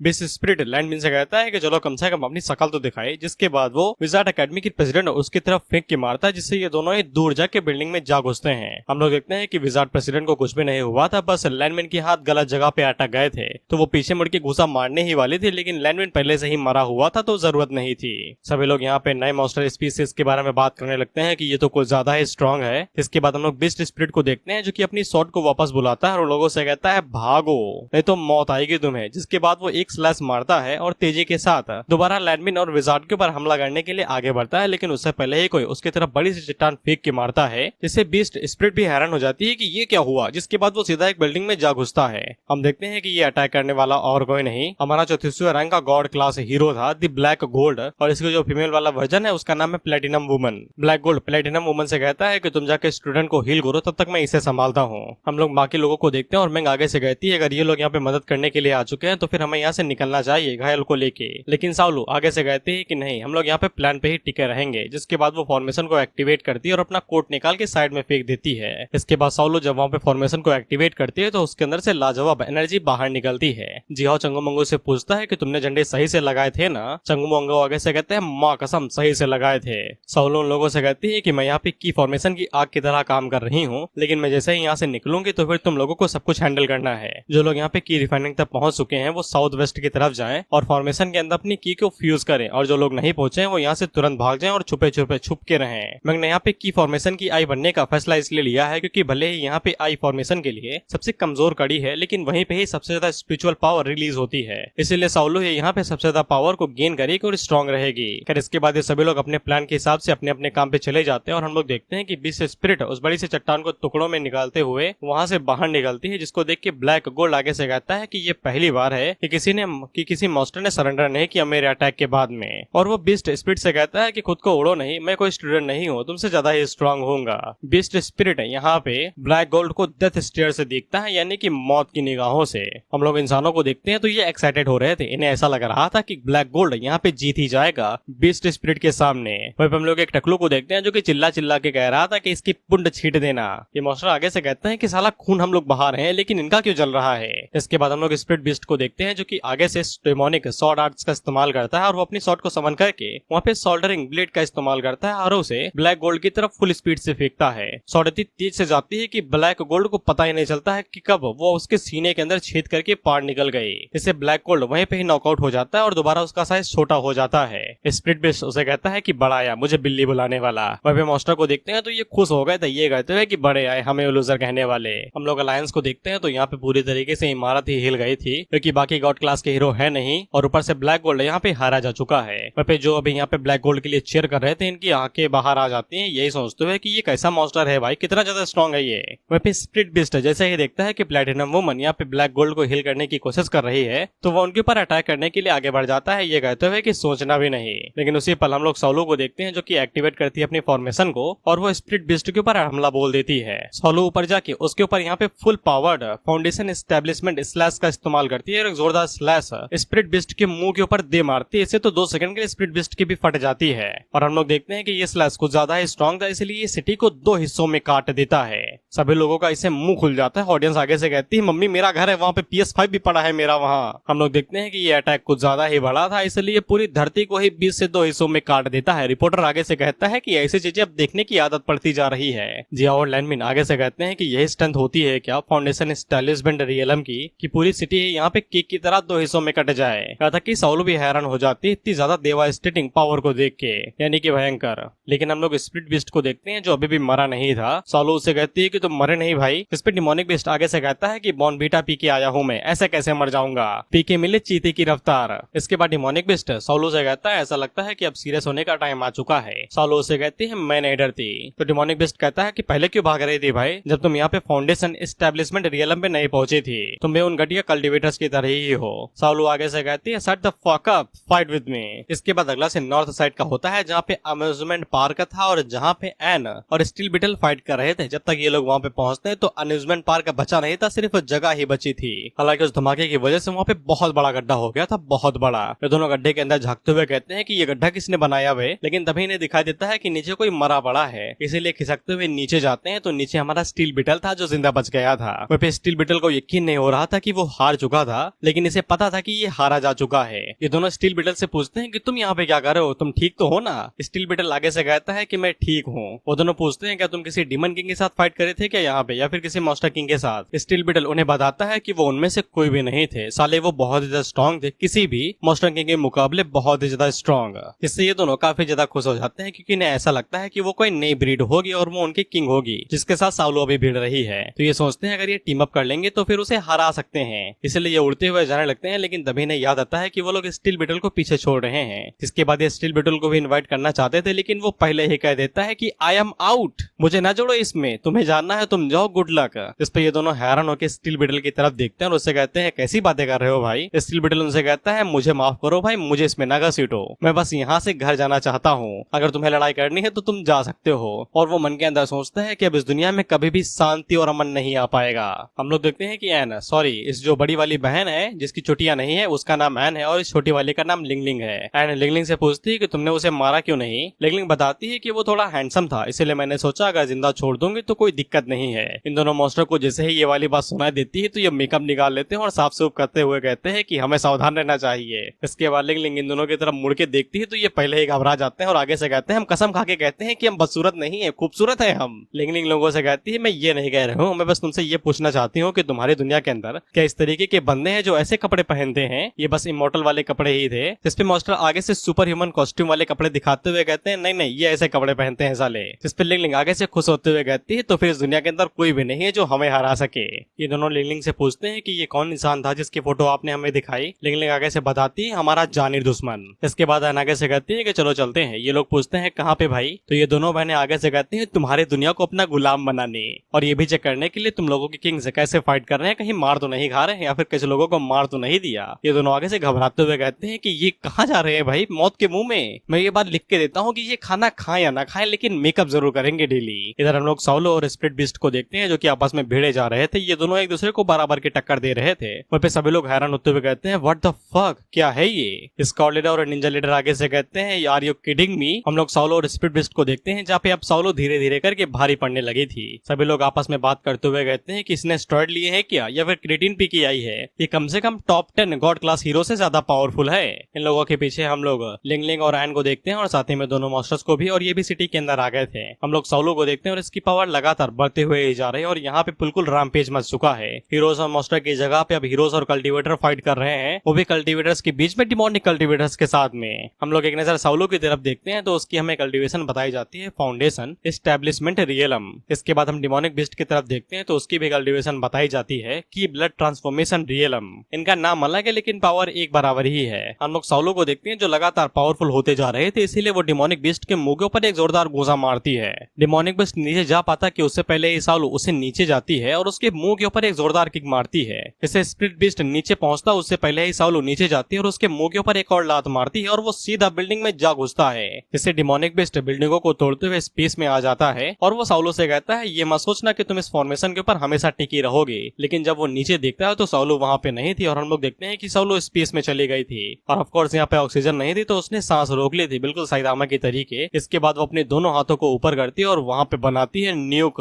बॉम्ब की dragon transformation technique second form. और कुछ ही सेकंड्स के अंदर वहाँ पे ड्रैगन भी आ जाते हैं जो कुछ ज्यादा ही बड़े थे। और तुम्हें पता है कि इन लोगों की बातों की वजह से ना हमें कल्टीवेशन दुनिया के बारे में काफी कुछ जानने को मिलता है। जैसे कि हमें अभी पता चला कि डिमोनिक बेस्ट इंसानों की तरह क्यों दिखते हैं, उसी तरीके से हमें अभी यहाँ पे ये पता चलता है कि फाउंडेशन रियलम के बीच में जो गैप होता है वो एकदम आसमान और धरती के बराबर का होता है। लाखों करोड़ों लोअर रियलम्स के बंदे यहाँ पे एक हायर रियलम के एनिमी को नहीं हरा सकते हैं। इसीलिए अगर कोई एक रियलम भी किसी एनिमी से ऊपर है तो उसकी स्ट्रेंथ काफी ज्यादा बढ़ जाती है। और इतने समय यहाँ पे साउलो के साथ यही हो रखा था, उसकी स्ट्रेंथ डिमोनिक बिस्ट के मुकाबले में कुछ ज्यादा ही थी। इसके बाद वो उस आतिशबाजी वाले धमाके को स्प्लिट बिस्ट की तरह बिल्कुल ऐसे मारती है जैसे कि कोई गेंद मार रहा हो। स्प्लिट बिस्ट की आगे से फटके चार हो जाती है और वो आगे से कहता है ये मौत का पैगाम कौन भेज रहा है भाई मेरे मुंह पे। जी अब आगे से चिल्लाते हुए कहता है कि वो बेवकूफ भूल गए क्या कि हम भी लोग अभी सिटी के अंदर है, कि वो पूरी सिटी ही उड़ाना चाहती है हमें निपटाने। मैं उससे कहती है कि चिंता न करो, उसे पता है कि वो क्या कर रही है। डिमोनिक बिस्ट आगे से कहता है कि मुझे हल्के में न लो, जिसके बाद वो सीधा आतिशबाजी के मुंह के अंदर घुस जाता है। इसके बाद वो उस पूरी बड़ी सी गेंद को उठाता है और उसे साइड में फेंक देता है और वहाँ पे तगड़ा धमाका होता है। सभी लोग उस धमाके की तरफ देखते हुए कहते हैं बिग बैंग हुआ क्या यहाँ पे भाई, कोई नई सिविलाइजेशन तो नहीं बनने वाली। हम दोनों बहनों को देखते हैं और ये दोनों ही आगे से चिल्लाते हुए कहते हैं इमोर्टल कल्टीवेटर्स। इसके बाद वो उन दोनों मास्टर से कहते हैं कि तुमने तो कहा था कि यहाँ पे एक भी कल्टीवेटर नहीं है, तो ये कहाँ से आया। वो दोनों आगे से घबराते हुए कहते हैं कि हमें इस बारे में कुछ भी नहीं पता। इस पे लिंग लिंग एन से कहती है कि चलो हम यहाँ से चलते हैं, नहीं तो हम इस लपेटे में आ जाएंगे। लेकिन एन अपनी बहन से कहती है कि एक सेकंड रुको, जरा उनके रियलम्स को देखो। यहाँ पे एक की रिफाइनिंग रियलम पे, एक मिड की रिफाइनिंग रियलम पे, और बाकी सभी यहाँ पे अर्लियर स्टेज पे हैं, और जो बचे कुचे हैं वो तो मार्शल आर्टिस्ट हैं सिर्फ। इस पे लिंग लिंग इरादा बदल के मुड़ते हुए कहती है तो भागना किस बात का भाई, चलो उनके मार देते हैं और अपने डिस्ट्रक्शन हुए क्लैन का बदला लेते हैं। मैं इस सेंटेंस को सुन के बस एक ही चीज कहना चाहूंगा, अगर एनिमी कमजोर है तो मुझको भी गिनो भाई, उस हमले में मैं भी हमला करूंगा। अपनी छोटी बहन की ऐसी पर्सनालिटी को देख के तो एन भी हैरान हो जाती है। इसीलिए वो लिंग लिंग से कहती है कि शांत हो जाओ, जब भी तुम यहाँ पे इमोर्टल्स के साथ निपटती हो तो फिर तुम्हें सावधान रहना चाहिए। लिंग लिंग आगे से कहती है कि इसमें कौन सा डर भाई, वो तो हमसे कई सारे रियलम नीचे के हैं, हम तो उन्हें छींक मार के भी मार सकते हैं। इस पे एन उसे कहती है कि तुम भूल गई क्या कि वो कमीने कैसे कैसी हरकतें किया करते थे। लिंग लिंग पूछती है कि ये क्या चीज है भाई, तो एन उसे बताती है तुम भूल गई क्या कि साले वो इमोर्टल्स अपनी कल्टीवेशन को छुपा लेते थे और सुअर की एक्टिंग करते थे, ताकि जब टाइगर उनके ऊपर हमला करे तो वो खुद टाइगर बन के उसका शिकार कर ले।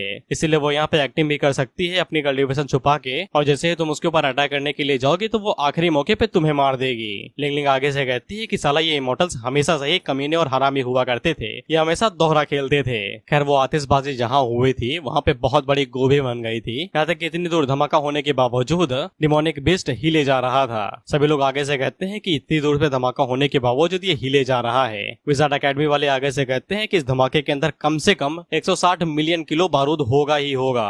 डिमोनिक स्प्लिट बीस्ट साउलो से कहता है कि इतना बुरा भी नहीं था, तो साउलो उससे कहती है हंस कह रहे हो भाई, क्या तुम्हें किसी ने बताया नहीं कि ये टेक्निक यहाँ पे एंडलेसली कास्ट की जा सकती है, यानी कि इन्फिनाइट धमाके और इन्फिनाइट गोले बारूद। डिमोनिक बीस्ट की आगे से फटी, वो आगे से कहता है नानी ये क्या है। हम लोग नीचे ऑडियंस को देखते हैं, वो आगे से कहते हैं कि साला ये इमॉर्टल कल्टीवेशन वाले स्कूल वाले हमेशा इस गंदी टेक्निक का इस्तेमाल करते हैं, ये इनकी चीप टेक्निक बन गई है। अंकल आगे से कहते हैं कि पता नहीं क्यों लेकिन मुझे इनके अपोनेंट्स के लिए हमेशा बुरा लगता है। हम लोग इन दोनों बहनों को देखते हैं और ये आपस में बात करते हुए कहती हैं सुना तुमने, आसपास के स्पिरिचुअल एनर्जी को कंप्रेस करके ये लोग इस टेक्निक का इस्तेमाल जितने चाहे उतने बार कर सकते हैं, ना इसमें की इस्तेमाल होती है और ना ही फिजिकल स्ट्रेंथ। ये वाली वही स्किल है जो उस साइकोपैथ ने बनाई थी। यहाँ आगे से कहता है कौन भाई साइकोपैथ, भाई मैंने मजबूरी में बनाई थी ये। लेकिन हम लोग साउलो को देखते हैं जो कि वहाँ पे अनगिनत आतिशबाजी के लिए इंतजाम कर लेती है, और डिमोनिक भी इस आगे से चिल्लाते हुए कहता है चीटिंग है ये चीटिंग। लेकिन साउलो तो नहीं सुनने वाली थी और वो आगे से धमाके करने ही वाली थी। उससे पहले ही डिमोनिक बेस्ट अपने हथियार डाल देता है, ये कहते हुए कि गुस्सा होने की जरूरत नहीं, हम लोग बातचीत कर सकते हैं, कोई जरूरत नहीं इस तरीके से हमला करने की। लेकिन साउलो किसकी सुनने वाली थी, वो तो धमाके करने के लिए रेडी हो जाती है। इस पे डिमोनिक बेस्ट इतना ज्यादा घबरा जाता है कि ये सुकड़ के छोटा हो जाता है, यानी इतने टाइम पे अपनी स्पेस के अंदर मौज काट रहा है और यहाँ पे इसके डिसाइपल मौत के पैगाम लिख रहे हैं एक दूसरे के लिए। डिमोनिक बेस्ट अपने मन के अंदर यही सोचता है कि वो यहाँ पे साउलो को ये अटैक करने नहीं दे सकता है। इसके बाद वो पीछे मुड़ के इन लोगों की तरफ देखता है, ये बेचारे हंस रहे थे ये कहते हुए कि हाँ उसे मार दो, उड़ा दो, उस साले को दिखा दो कि हमारी क्या ताकत है। इसके बाद डिमोनिक बेस्ट इनकी तरफ मुड़ के देखता है और बिल्कुल टॉम की तरीके हंसता है, मीम लगाता हूँ देखो तुम एक बार। वहीं पे ये लोग जैसे ही डिमोनिक बीस्ट की तरफ देखते हैं जो ऐसे हंस रहा था, तो इन्हें समझ में आ जाता है कि इनकी मौत आ गई है। इसके बाद डिमोनिक बीस्ट इन लोगों के ऊपर हमला कर देता है, ये कहते हुए अगर मैं उसको नहीं हरा सकता तो फिर तुम्हें हरा दूंगा। जिस पे इन सभी लोगों की फटी और ये सभी चिल्लाते हुए साउलो का नाम लेते हैं, ये कहते हुए कि बचाओ हमें। तो फिर साउलो यहाँ पे डिमोनिक बीस्ट के ऊपर हमला करने लगती है, लेकिन डिमोनिक बीस्ट यहाँ पे फॉर्मेशन को डिस्ट्रॉय करना चाहता था और वो साउलो से कहता है कि देखता हूँ कि फॉर्मेशन डिस्ट्रॉय होने के बाद तुम कैसे यहाँ पे एरोगेंट बनती हो। वहीं पे ये लोग एक दूसरे को गले लगा लेते हैं, ये कहते हुए भाईचारा ऑन द टॉप, मरेंगे तो साथ मरेंगे। इसके अगले सीन में हम लोग देखते हैं कि वहाँ पे एक तगड़ा धमाका होता है, लेकिन इनमें से कोई भी नहीं मरा था क्योंकि साउलो वहाँ पे सही टाइम पे आ गई थी और वो डिमोनिक बीस्ट के अटैक को ब्लॉक कर लेती है। डिमोनिक बीस्ट साउलो से कहता है क्या हुआ भाई, तुम तो धमाका करने वाली थी, यहाँ पे शॉट लेके क्यों आ गई। और वो साउलो से कहता है कि इस बार मैं तुम्हें दोबारा मौका नहीं देने वाला उस गंदी ट्रिक का इस्तेमाल करने का। साउलो अपने मन के अंदर यही सोचती है कि ये जगह फॉर्मेशन से काफी ज्यादा क्लोज है, उसे यहाँ पे डिमोनिक बीस्ट को दूर लेके जाना पड़ेगा। डिमोनिक बीस्ट जैसे ही यहाँ पे साउलो के ऊपर अटैक करने वाला था, ये कहते हुए कि तुम क्या छुपा रहे हो अपने हाथों में, तो साउलो नीचे से रेत उठाती है और उसकी आंखों में डाल देती है, ये कहते हुए कि ये छुपा रही थी। वहीं पे रेत जैसे ही उसकी आंखों में गिरती है तो ये अंधा हो जाता है कुछ सेकंड्स के लिए और साउलो इसी बात का फायदा उठा के वहाँ से भाग जाती है। डिमोनिक बीस्ट बस पीछे से चिल्लाते रहता है कि तुम साले कल्टिवेटर्स हमेशा ऐसे ही करते हो, गंदी ट्रिक्स का इस्तेमाल करते हो। तुम लोग गेस करो साउलो कहाँ पे जा रही है नहीं, साउलो इस्तेमाल करते हैं यहाँ पे रिवर्स कार्ड। डिमोनिक बीस्ट ने जो अटैक यहाँ पे साउलो की फॉर्मेशन के ऊपर किया था, साउलो वही वाला अटैक यहाँ पे डिमोनिक बीस्ट के ब्लड फॉर्मेशन के पास करती है। ये मॉन्स्टर आगे से चिल्लाते हुए कहते हैं यहाँ ना हो, दूर रहो यहाँ से। वहीं पे एक मॉन्स्टर तो डर के मारे ही बेहोश हो जाता है। वहीं पे डिमोनिक बीस्ट जैसे ही देखता है कि उसका अस्तित्व खतरे में है तो वो सीधा साउलो के पीछे जाता है, ये कहते हुए कि वहीं पे रुक जाओ। तो साउलो पीछे मुड़ के उसके ऊपर अटैक करती है और डिमोनिक बीस्ट भी साउलो के ऊपर अटैक करते हुए कहता है तुम्हें अंदाजा भी नहीं कि की ब्लड ट्रांसफॉर्मेशन रियलम कितना ज्यादा स्ट्रॉन्ग है। और वो साउलो की पेट के ऊपर एक जोरदार घूंसा मारता है जिसे साउलो सीधा जाके जमीन में लड़ती है और धड़धड़ाते हुए दूर जाके गिरती है। जियो आगे से पूछता है कि हम लोगों ने फॉर्मेशन तोड़ दी क्या वो अचानक इतनी कमजोर कैसे हो गई। मैं आगे से बताती है कि हम लोग बस की को लूज करते जा रहे हैं, फॉर्मेशन अभी तक नहीं टूटी है। हम देखते हैं कि साउलो लैंड होती है और वो खड़ी होने ही वाली थी कि उससे पहले ही डिमोनिक बीस्ट उसके पीछे चला जाता है और उसे कहता है मुझे नहीं पता कि ये स्किल्स तुमने किसने सिखाई, लेकिन जिसने भी सिखाई वो पक्का एक पावरफुल मास्टर होगा। अगर मैं तुम्हें वो वाली स्किल यानी कि आतिशबाजी 3-4 बार और फायर करने देता तो अब तक मैं मारा जाता। साउलो पीछे मुड़ के देखती उससे पहले डिमोनिक बीस्ट उसके मुंह के ऊपर कोहनी मारता है, ये कहते हुए तुम बस यहाँ पे फॉर्मेशन की वजह से अपने रियलम को बढ़ाई हुई हो, ज्यादा उछलो नहीं। इसके बाद डिमोनिक बीस्ट साउलो के ऊपर एक ही पंच मारता है तो साउलो उड़ते हुए बिल्डिंग में जा घुसती है। डिमोनिक बीस्ट आगे से कहता है कि हम दोनों का लेवल भले ही सेम है, लेकिन इसके बावजूद मैं इस लेवल पे 300 साल पहले पहुंचा था और मेरे पास तुमसे बहुत बड़ा एक्सपीरियंस गैप है। मुझे नहीं पता कि तुम इस रियलम की पावर इतनी अच्छे से कैसे इस्तेमाल कर पा रहे हो, लेकिन मेरे मुकाबले तुम अभी भी दूध पीती बच्चे हो। मैं दिखाता हूँ कि तुम्हें असली रियलम मास्टर क्या होता है। वहीं पे हम लोग इन चारों मॉन्स्टर्स को देखते हैं और इनकी आत्मा कपकपा रही थी, ये मर चुके हैं, खून नहीं बचा इनके शरीर में, कोई इनके अंदर बोतल लगाओ भाई खून वाली। वहीं पे हम लोग डिमोनिक बीस्ट और साउलो की फाइट को देखते हैं जो कुछ ज्यादा ही इंटेंस होती जा रही थी। ये दोनों आगे से कहते हैं अगर साउलो यहाँ पे इसको हैंडल नहीं कर पाती है तो हम सभी लोग यहाँ पे मारे जाएंगे। वहीं पे हम इन दोनों को देखते हैं, ये दोनों भाई कुश्ती पे आ गए थे और अभी भी हार नहीं मान रहे थे। साउलो यहाँ पे डिमोनिक बीस्ट की बेइज्जती करती है, ये कहते हुए कि मुझे सिर्फ 2 साल लगे हैं कि रिफाइनिंग की पीक रियलम पे पहुंचने में और तुम्हें 300 साल लगे और अभी तक तुम यहाँ पे सिर्फ फाउंडेशन एस्टेब्लिशमेंट रियलम के अंदर फंसे हुए हो। इसे डिमोनिक बीस्ट को गुस्सा आ जाता है जिसके बाद वो साउलो के ऊपर एक जोरदार अटैक मारता है जिसे साउलो जमीन तोड़ते हुए एक बिल्डिंग की छत पे जा गिरती है। साउलो दोबारा खड़ी होकर डिमोनिक बीस्ट की तरफ देखती है तो डिमोनिक बीस्ट अपनी एनर्जी का फुल यूज कर रहा था। ये कहते हुए कि अब मैं तुम्हें दिखाता हूँ कि असली ताकत क्या होती है। वहीं पे हम इन चारों मॉन्स्टर्स को देखते हैं और ये आगे से कह रहे थे छोड़ दे भाई हम लोग मर जाएंगे, छोड़ दे। साउलो डिमोनिक बीस्ट से कहती है कि मेरे मास्टर हमेशा कहते हैं कि एक अरे फॉर्मेशन सब कुछ संभाल नहीं सकती है, अगर एक फॉर्मेशन काफी ना हो फिर दूसरी बना लो जो पहली वाली से ज्यादा शक्तिशाली हो। डिमोनिक बीस्ट पूछता है तुम्हारा मास्टर पौवा पी के तुम्हें पढ़ाता है क्या। सभी लोग भी अपने मन के अंदर सोचते हैं एक और फॉर्मेशन अब ये क्या बनाने वाली है। तो फिर हम लोग साउलो को देखते हैं जो कि उसी फॉर्मेशन का इस्तेमाल करने वाली थी जिसको तुमने पहले भी देखा है। जियो आगे से कहता है कि ये वही पोज है ना जो मास्टर उतनी समय बना रहे थे स्टेडियम के अंदर, the giant spirit summoning formation. हम लोग देखते हैं कि फॉर्मेशन जैसे ही वहाँ पे एक्टिवेट होती है तो फिर सॉर्ड इमॉर्टल किंग दोबारा जमीन को चीरते हुए बाहर निकलता है और सॉर्ड इमॉर्टल किंग के सामने तुम्हें जो छोटा सा बिंदु दिखाई दे रहा है ये है अपना डिमोनिक बीस्ट जिसकी फटी पड़ी है। सॉर्ड किंग इमॉर्टल आगे से कहता है अरे वाह एक छोटा सा डिमोनिक बीस्ट, काफी साल हो गए थे मैंने इसे देखा नहीं, चलो इसके साथ थोड़ा सा खेल लेता हूँ। हम इन दोनों की शकल देखते हैं, इनकी शकल हमेशा की तरह हैरान, लेकिन हम लोग रिपोर्टर को देखते हैं जिसकी बोलती बंद हो जाती है, ये कुछ भी नहीं बोल पा रहा। वहीं पे लोग आगे से कहते हैं हियर वी गो अगेन। लेकिन सबसे ज्यादा फनी रिएक्शन इन तीनों का था, ये तीनों आगे से चिल्लाते हुए कहते हैं कि ये साले एस होल्स, इन्हें क्या लगता है कि ये जब भी कुछ नया दिखाएंगे हम लोग डर जाएंगे, ये हरामी साले हमसे ज्यादा ताकतवर कैसे हो रहे हैं। वहीं पे हम इन दोनों का रिएक्शन देखते हैं, ये दोनों आगे से कहते हैं ये लड़की मरनी चाहिए, हम इसे और ज्यादा डेवलप नहीं करने दे सकते, नहीं ये हमारे गले की हड्डी बनेगी बाद में। इमॉर्टल सॉर्ड किंग यहाँ पे डिमोनिक बीस्ट से कहता है कि तुम्हारी ये जुर्रत कि तुम मेरे किंग के सामने यहाँ पे दादागिरी दिखाओ। वहीं पे डिमोनिक बीस्ट की जैसे ही फटी तो उसकी आंखें बाहर आ जाती हैं। वो आगे से कहता है कि ये तो लेजेंडरी सॉर्ड इमॉर्टल है जो कि नीदर वर्ल्ड के अंदर रहता है और वो तुरंत वहां से भागते हुए कहता है भागो रे, और वो साथ ही में अपने मॉन्स्टर्स को भी उठा के वहां से भागता है और उन लोगों से कहता है माफ कर दो भाई मैं हार मानता हूँ, मैं जा रहा हूँ यहाँ से, मुझे नहीं लड़ना। सोलो इमॉर्टल किंग से कहती है कि वो भाग रहा है कुछ तो करो। तो फिर इमॉर्टल किंग अपने पैर को खोलता है जिसके बाद वो अपनी सॉर्ड को बाहर निकालता है और डिमोनिक बीस्ट के ऊपर एक जोरदार स्लैश मारता है। डिमोनिक बीस्ट अपनी मौत को देख के कहता है माँ या यो। इसके बाद सॉर्ड इमॉर्टल एक पावरफुल स्लैश सीधा डिमोनिक बीस्ट के ऊपर मारता है। डिमोनिक बीस्ट जो कि वहां से भाग रहा था वो आगे से कहता है डीमन एम्परर मुझे बचाइए, लेकिन जैसे ही वो उस अटैक की चपेट में आता है तो ये गायब हो जाता है। इसके बाद वहां पे एक तगड़ा धमाका होता है और सिटी पूरी की पूरी गायब हो जाती है और वहां पे बचता है तो सिर्फ एक बड़ा सा गड्ढा। हम उन सभी लोगों को देखते हैं जो कि सिटी के अंदर रहते हैं, वो सभी आगे से कहते हैं मेरा घर।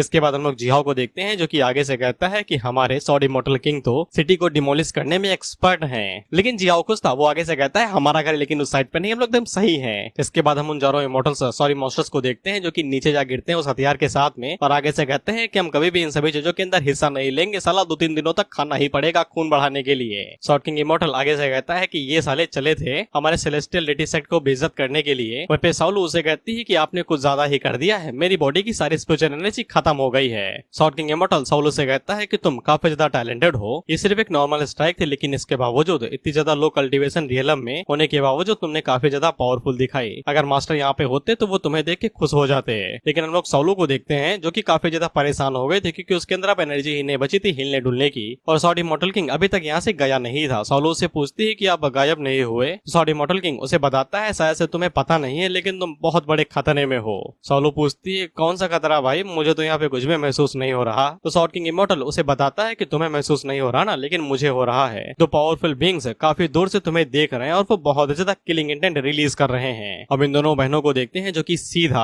साउलू की तरफ ही देख रहे थे, वो भी पूरी तरीके से किलिंग इंटेंट को रिलीज करते हुए। साउलू को अंदाजा नहीं है कि यहाँ पे सॉर्ड इमॉर्टल किंग किन लोगों के बारे में बात कर रहा है। उसे ऐसा लगता है कि ये छोटे मोटे डीमंस ही होंगे जिनको वो लोग हरा सकते हैं। इसीलिए सॉर्ड इमॉर्टल किंग साउलू से कहता है कि तुम्हें अंदाजा भी नहीं है कि वो लोग कैसा किलिंग इंटेंट यहाँ पे रिलीज कर रहे हैं तुम्हारे सामने। अगर वो चाहे तो वो तुम्हें एक झटके के अंदर मार सकते हैं, उनका लेवल ही अलग है। मुझे यहाँ तक कि ये तक बताने की जरूरत नहीं है कि वो कितना ज्यादा स्ट्रॉन्ग है, उनकी आंखों के सामने तुम एक धूल के टुकड़े के बराबर भी नहीं हो। इस पे तो साउलू भी घबराने लगती है और वो आगे से कहती है कि सच में वो लोग इतने ज्यादा स्ट्रॉन्ग हैं। तो सॉर्ड इमॉर्टल किंग उसे कहता है कि चिंता ना करो, मैं हूं ना यहाँ पे तुम्हें प्रोटेक्ट करने के लिए। तो साउलू ये कह ही रहे थे कि मेरे पास की नहीं बची है, लेकिन तभी उसे अंदाजा होता है कि उसके अंदर स्ट्रेंथ अभी काफी ज्यादा बाकी है और ऊपर से आरी फॉर्मेशन अब तक चली जानी चाहिए, तो वो अभी भी यहाँ पे है जो कि लगातार स्पिरिचुअल एनर्जी को फीड कर रही है। और तब जाके साउलू को पता चलता है कि सॉर्ड इमॉर्टल किंग यहाँ पे अपने लाइफ स्पैम को बंद कर रहा है आरी फॉर्मेशन को मेंटेन रखने के लिए। सॉर्ड इमॉर्टल किंग उसे कहता है कि तुम्हें चिंता करने की जरूरत नहीं, मेरे पास कई सारे हजारों सालों की जिंदगी बची हुई है जिसको मैं यहाँ पे बंद कर रहा हूँ, लेकिन अगर तुम्हारे साथ कुछ भी हो जाता है तो सेक्टर मास्टर मुझे यहाँ पे जिंदा जला देंगे।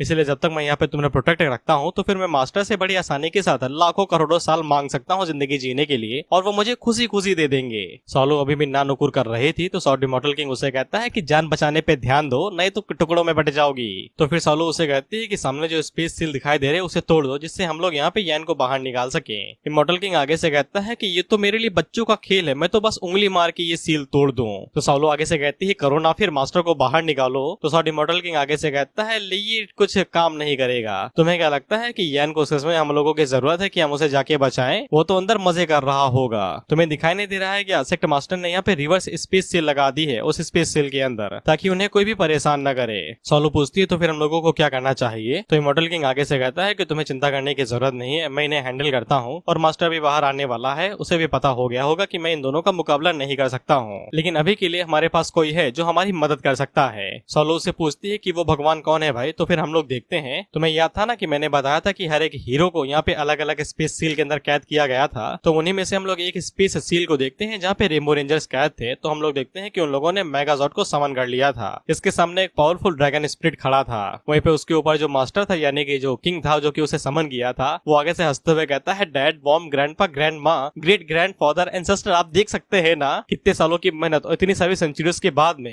हीरो आखिरकार मेरे हाथों से मार खा रहे हैं। आप देख सकते हैं ना कि मैं कितना ज्यादा खुश हूँ, मैं अभी तक सिर्फ इसी चीज को देखने के लिए जिंदा था। वहीं हीरोज आगे से ये नौटंकी देख रहे थे और मन के अंदर सोचते हैं कि साला मुझे इसके लिए दया आ रही है। वो ड्रैगन स्पिरिट यहाँ पे उस बंदे से कहता है यार तुम आधे घंटे से रहे हो यार, जल्दी खत्म करो, मुझे घर भी जाना है, बीवी बच्चे छोड़ के आया हूँ। इस पे किंग आगे से रोते हुए कहता है माफ कर दो यार, इतने सालों तक मार खाने के बाद आखिरकार मैं किसी को मार रहा हूँ तो फिर दुख की वजह से इमोशनल होते जा रहा हूँ। इसके बाद वो उस बिस्ट से कहता है कि जाओ और जाके इन्हें मार दो। तो फिर वो बिस्ट आगे बढ़ता है और अपने मुंह के अंदर एनर्जी बॉल इकट्ठा करता है। तो फिर हम लोग मेगाजॉर्ड को देखते हैं जो कि आगे से सोलर रेडिएशन को अब्सॉर्ब करने की कोशिश कर रहा था, लेकिन ये नामुमकिन था, इसीलिए यहाँ पे अब हीरो के लगने वाले थे।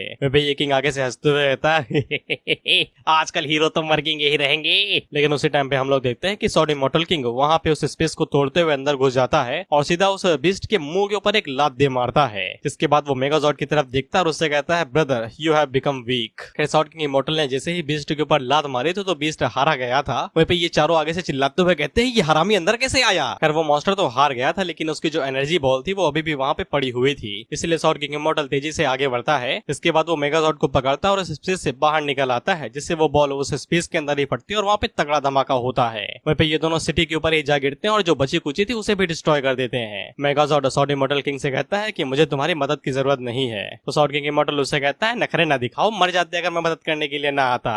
वहीं पे ये सभी आगे से कहते हैं कि ये मैं क्या देख रहा हूँ, मास्टर हेड्स यानी सॉर्ड किंग इमॉर्टल और सुपर मेका यहाँ पे क्या कर रहा है। सभी लोग हैरान हो ही रहे थे, लेकिन हम लोग एक उदासी भरी इमेज को देखते हैं। दरअसल रिपोर्टर ने माइक नीचे छोड़ दिया था। भाई यार तुम गिव अप नहीं कर सकते, तुम्हारे बिना हमें मजा नहीं आएगा। हम लोग उस स्ट्रेंज बीस्ट को भी देखते हैं और ये भी बाहर आ गया था, इसीलिए वो धमाका सिर्फ स्पेस सील के अंदर ही हुआ था। क्या ये लोग उस मॉन्स्टर को देख के हैरान हो जाते हैं, ये कहते हुए कि ये कौन सी ब्रीड का मॉन्स्टर है भाई, ये तो हम पहली बार देख रहे हैं। इधर रिपोर्टर मेकाई से पूछता है ये तुम्हारा रिश्तेदार है क्या। मेकाई आगे से कहता है मुझे थोड़ी ना पता है यार, मेरे बाप ने कहा गुड़ खिलाए थे। इधर सॉर्ड किंग इमॉर्टल मेगाजॉर्ड से दोबारा कहता है कि यार तुम कमजोर हो गए हो, साला एक छोटी मक्खी नहीं मार पा रहे हो। मेगाजॉर्ड उससे कहता है पहली बात तो ये मैं तुम्हारा भाई कब से बना भाई, और अगर यहाँ पे सोलर रेडिएशन ब्लॉक ना होता तो मैं कब का उसे हरा देता। मेगाजॉर्ड उससे कहता है कि ये सब निपट जाने के बाद तुम मुझसे कुश्ती लड़ोगे, हम लोग अपना स्कोर सेटल करेंगे। सॉर्ड किंग इमॉर्टल उससे कहता है जैसे तुम्हारी मर्जी यार, मैं रेडी हूँ हमेशा। अब मीनवाइल हम लोग दूसरी साइड पे देखते हैं यैन वाली, जहाँ पे ये मॉन्स्टर की फट गई थी। ये भाई स्टील को तोड़ते हुए कहते हैं बचाओ भाई हमें। दूसरा वाला आगे से मैं ड्रिल मशीन निकाल लेता है और उसे तोड़ते हुए कहता है मम्मी मुझे घर जाना है, मम्मी मुझे घर जाना, मैं नहीं रुकने वाला यहाँ पे। इस आगे से चीखते हुए कहता है कि साला ये कैसे स्किल मॉन्स्टर है यहाँ पे, साला किसने हमें यहाँ पे बाहर से लॉक कर दिया, हम लोग भागे नहीं पा रहे हैं। इसके बाद हम लोग उस स्पिरिट बिस्ट को देखते हैं जिसको इन दोनों ने समन किया था। ये भी यहाँ से भागते हुए कहता है कि भाई मुझे अकेला छोड़ दो, मुझे नहीं लड़ना, मुझे नहीं पता कि भाई हेवनली डोमेन क्या चीज है। इधर हम लोग यैन को देखते हैं जो कि बार बार इन्हें मार रहा था, कूट रहा था और इन्हें हील कर रहा था। लैन उसे कहती है यार मारना है तो मार, तो काहे बेचारों को तड़पा रहे हो, तुम कुछ ज्यादा ही क्रूवल नहीं हो रहे हो। यान आगे से कहता है कि मैं रूथलेस हो सकता हूँ लेकिन क्रूवल नहीं। जब से मैं बच्चा था मैंने किसी की भी जान नहीं ली है, बस हेवनली डोमेन के अंदर फाइट की थी और कुछ लोगों की ले ली थी, ज्यादातर मैंने उन्हें सिर्फ कृपा कर दिया था, पूरी जिंदगी के लिए बेचारे वो कल्टीवेट नहीं कर पाएंगे। लन उसे कहती है ये मत कहना कि तुम ये सब कुछ दिखा के ये दिखाना चाहते हो कि तुम दरिया दिल हो। और वो मन के अंदर सोचती है कि ये एक नंबर का साइको है, बेचारे वो सभी विसी कर रहे होंगे कि तुम उन्हें मार ही देते उन्हें तड़पाने की जगह पे। फिर इसके बाद यान उसे स्पीड से कहता है कि मुझसे मजाक ना करो यार, तुम्हारे ऊपर पूरी तरीके से स्मेल लिपटी पड़ी और तुम मुझसे कह रहे हो कि तुम्हें हेवनली डोमेन के बारे में कुछ भी नहीं पता है। वो मॉन्स्टर पीछे मुड़ के यान से कहता है मुझे सच में नहीं पता है। तो यान पे लग झपकते ही उसके मुंह के पास आता है और एक थप्पड़ मारता है जिससे ये जमीन में जा घुसता है। और यान इसके मुंह के ऊपर पैर रख के कहता है कि मैं तुम्हें आखिरी मौका दे रहा हूँ, मुझे बताओ कि हेवनली स्पिरिचुअल डोमेन कहाँ पे और ये सब कुछ कैसे हो रहा है। लैन उसे कहती है भाई एक लड़की होने के नाते मैं तुम्हें एडवाइस देना चाहूंगी, बक दो, ये बहुत ही ज्यादा हरामी किस्म का बंदा है। और डिमोनिक स्पिरिट बीस्ट आगे से रोते हुए कहते हैं मुझे नहीं पता भाई, मैं सिर्फ एक छोटा मोटा डीमन हूँ, मुझे छोड़ दो, मुझे ना परेशान करो। लैन यैन से कहती है कि ये बेचारा रो रहा है, छोड़ दो इसे, इसने कुछ भी नहीं किया, इसे कुछ ना पता होगा। तो फिर उसके मुंह के ऊपर पैर रखता है और उसे जमीन के अंदर ही घुसा देता है। और यार मन के अंदर सोचता है साला मुझे गुस्सा क्यों आ रहा है।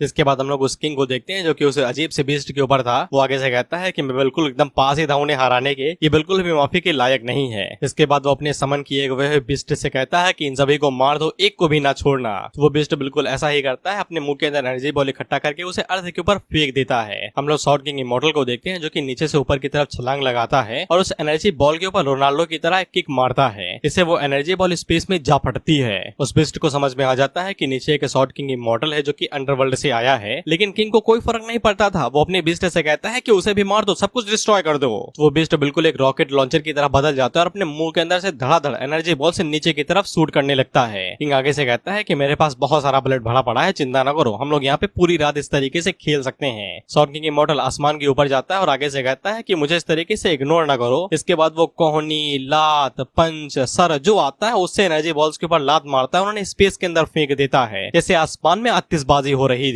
बीस्ट मॉन्स्टर किंग को बताता है कि सॉर्ड किंग इमॉर्टल मुझसे एक रेलम ऊपर का है, मैं उसे हरा नहीं सकता हूँ। तो मॉन्स्टर किंग आगे से कहता है कि सेल्फ डिस्ट्रक्शन यहाँ पे काम देगा ना, हम उसे अपने साथ निपटा सकते हैं। मॉन्स्टर किंग आगे से कहता है कि जब तक हम लोगों के पास आखिरी सांस बची होगी तो फिर लॉर्ड डीमन हम लोगों को बचा लेंगे, वही दोनों बहने। तो फिर वो बीस्ट इस चीज के लिए मान जाता है और हम लोग देखते हैं कि सॉर्ड इमॉर्टल जैसे ही उसकी तरफ देखता है तो ये बड़ा सा फूल के गुब्बारा बन गया था, लगातार हवा खींचे जा रहा था। तो फिर मॉन्स्टर किंग उन लोगों से कहता है अगर हिम्मत है तो फिर हमें छू के दिखाओ, हमारे साथ मरो। ये सभी लोग आगे से कहते हैं गद्दार साले गद्दार। लेकिन इसी अफरा तफरी के बीच में हम लोग मेगाजॉर्ड को देखते हैं जिसने यहाँ पे पूरी तरीके से खुद को चार्ज कर लिया था। इसके बाद वो फायर करने के लिए रेडी था। सभी लोग उसकी तरफ देखते हैं और कहते हैं कि किसने पादा भाई, आवाज कैसी आई। तो फिर हम लोग मेगाजॉर्ड को देखते हैं जिसने पूरी तरीके से अपनी एनर्जी को चार्ज कर लिया था। वहीं पे स्ट्रेंज बीस्ट आगे से कहता है कि ये तो साला असेंड कर रहा है, यानी कि ये ऊपर जा रहा है, आसान शब्दों में पावर लेवल बढ़ रहा है। मॉन्स्टर किंग आगे से कहता है हरामी सालिया फुल पावर के साथ हमारे ऊपर हमला करता है। इसके बाद स्ट्रेंज बीस्ट जो पावर इकट्ठा किया था वो उसे पूरी ताकत के साथ अर्थ के ऊपर फेंक देता है। शॉर्ट किंग इमॉर्टल तेजी से आगे बढ़ता है, जिसको वो फ्लिप करके साइड में फेंक देता है और उसके तुरंत बाद ही हम लोग मेगाजॉर्ड को देखते हैं, जो कि आगे से प्लाज्मा कैनन का इस्तेमाल करता है और वो सीधा जाके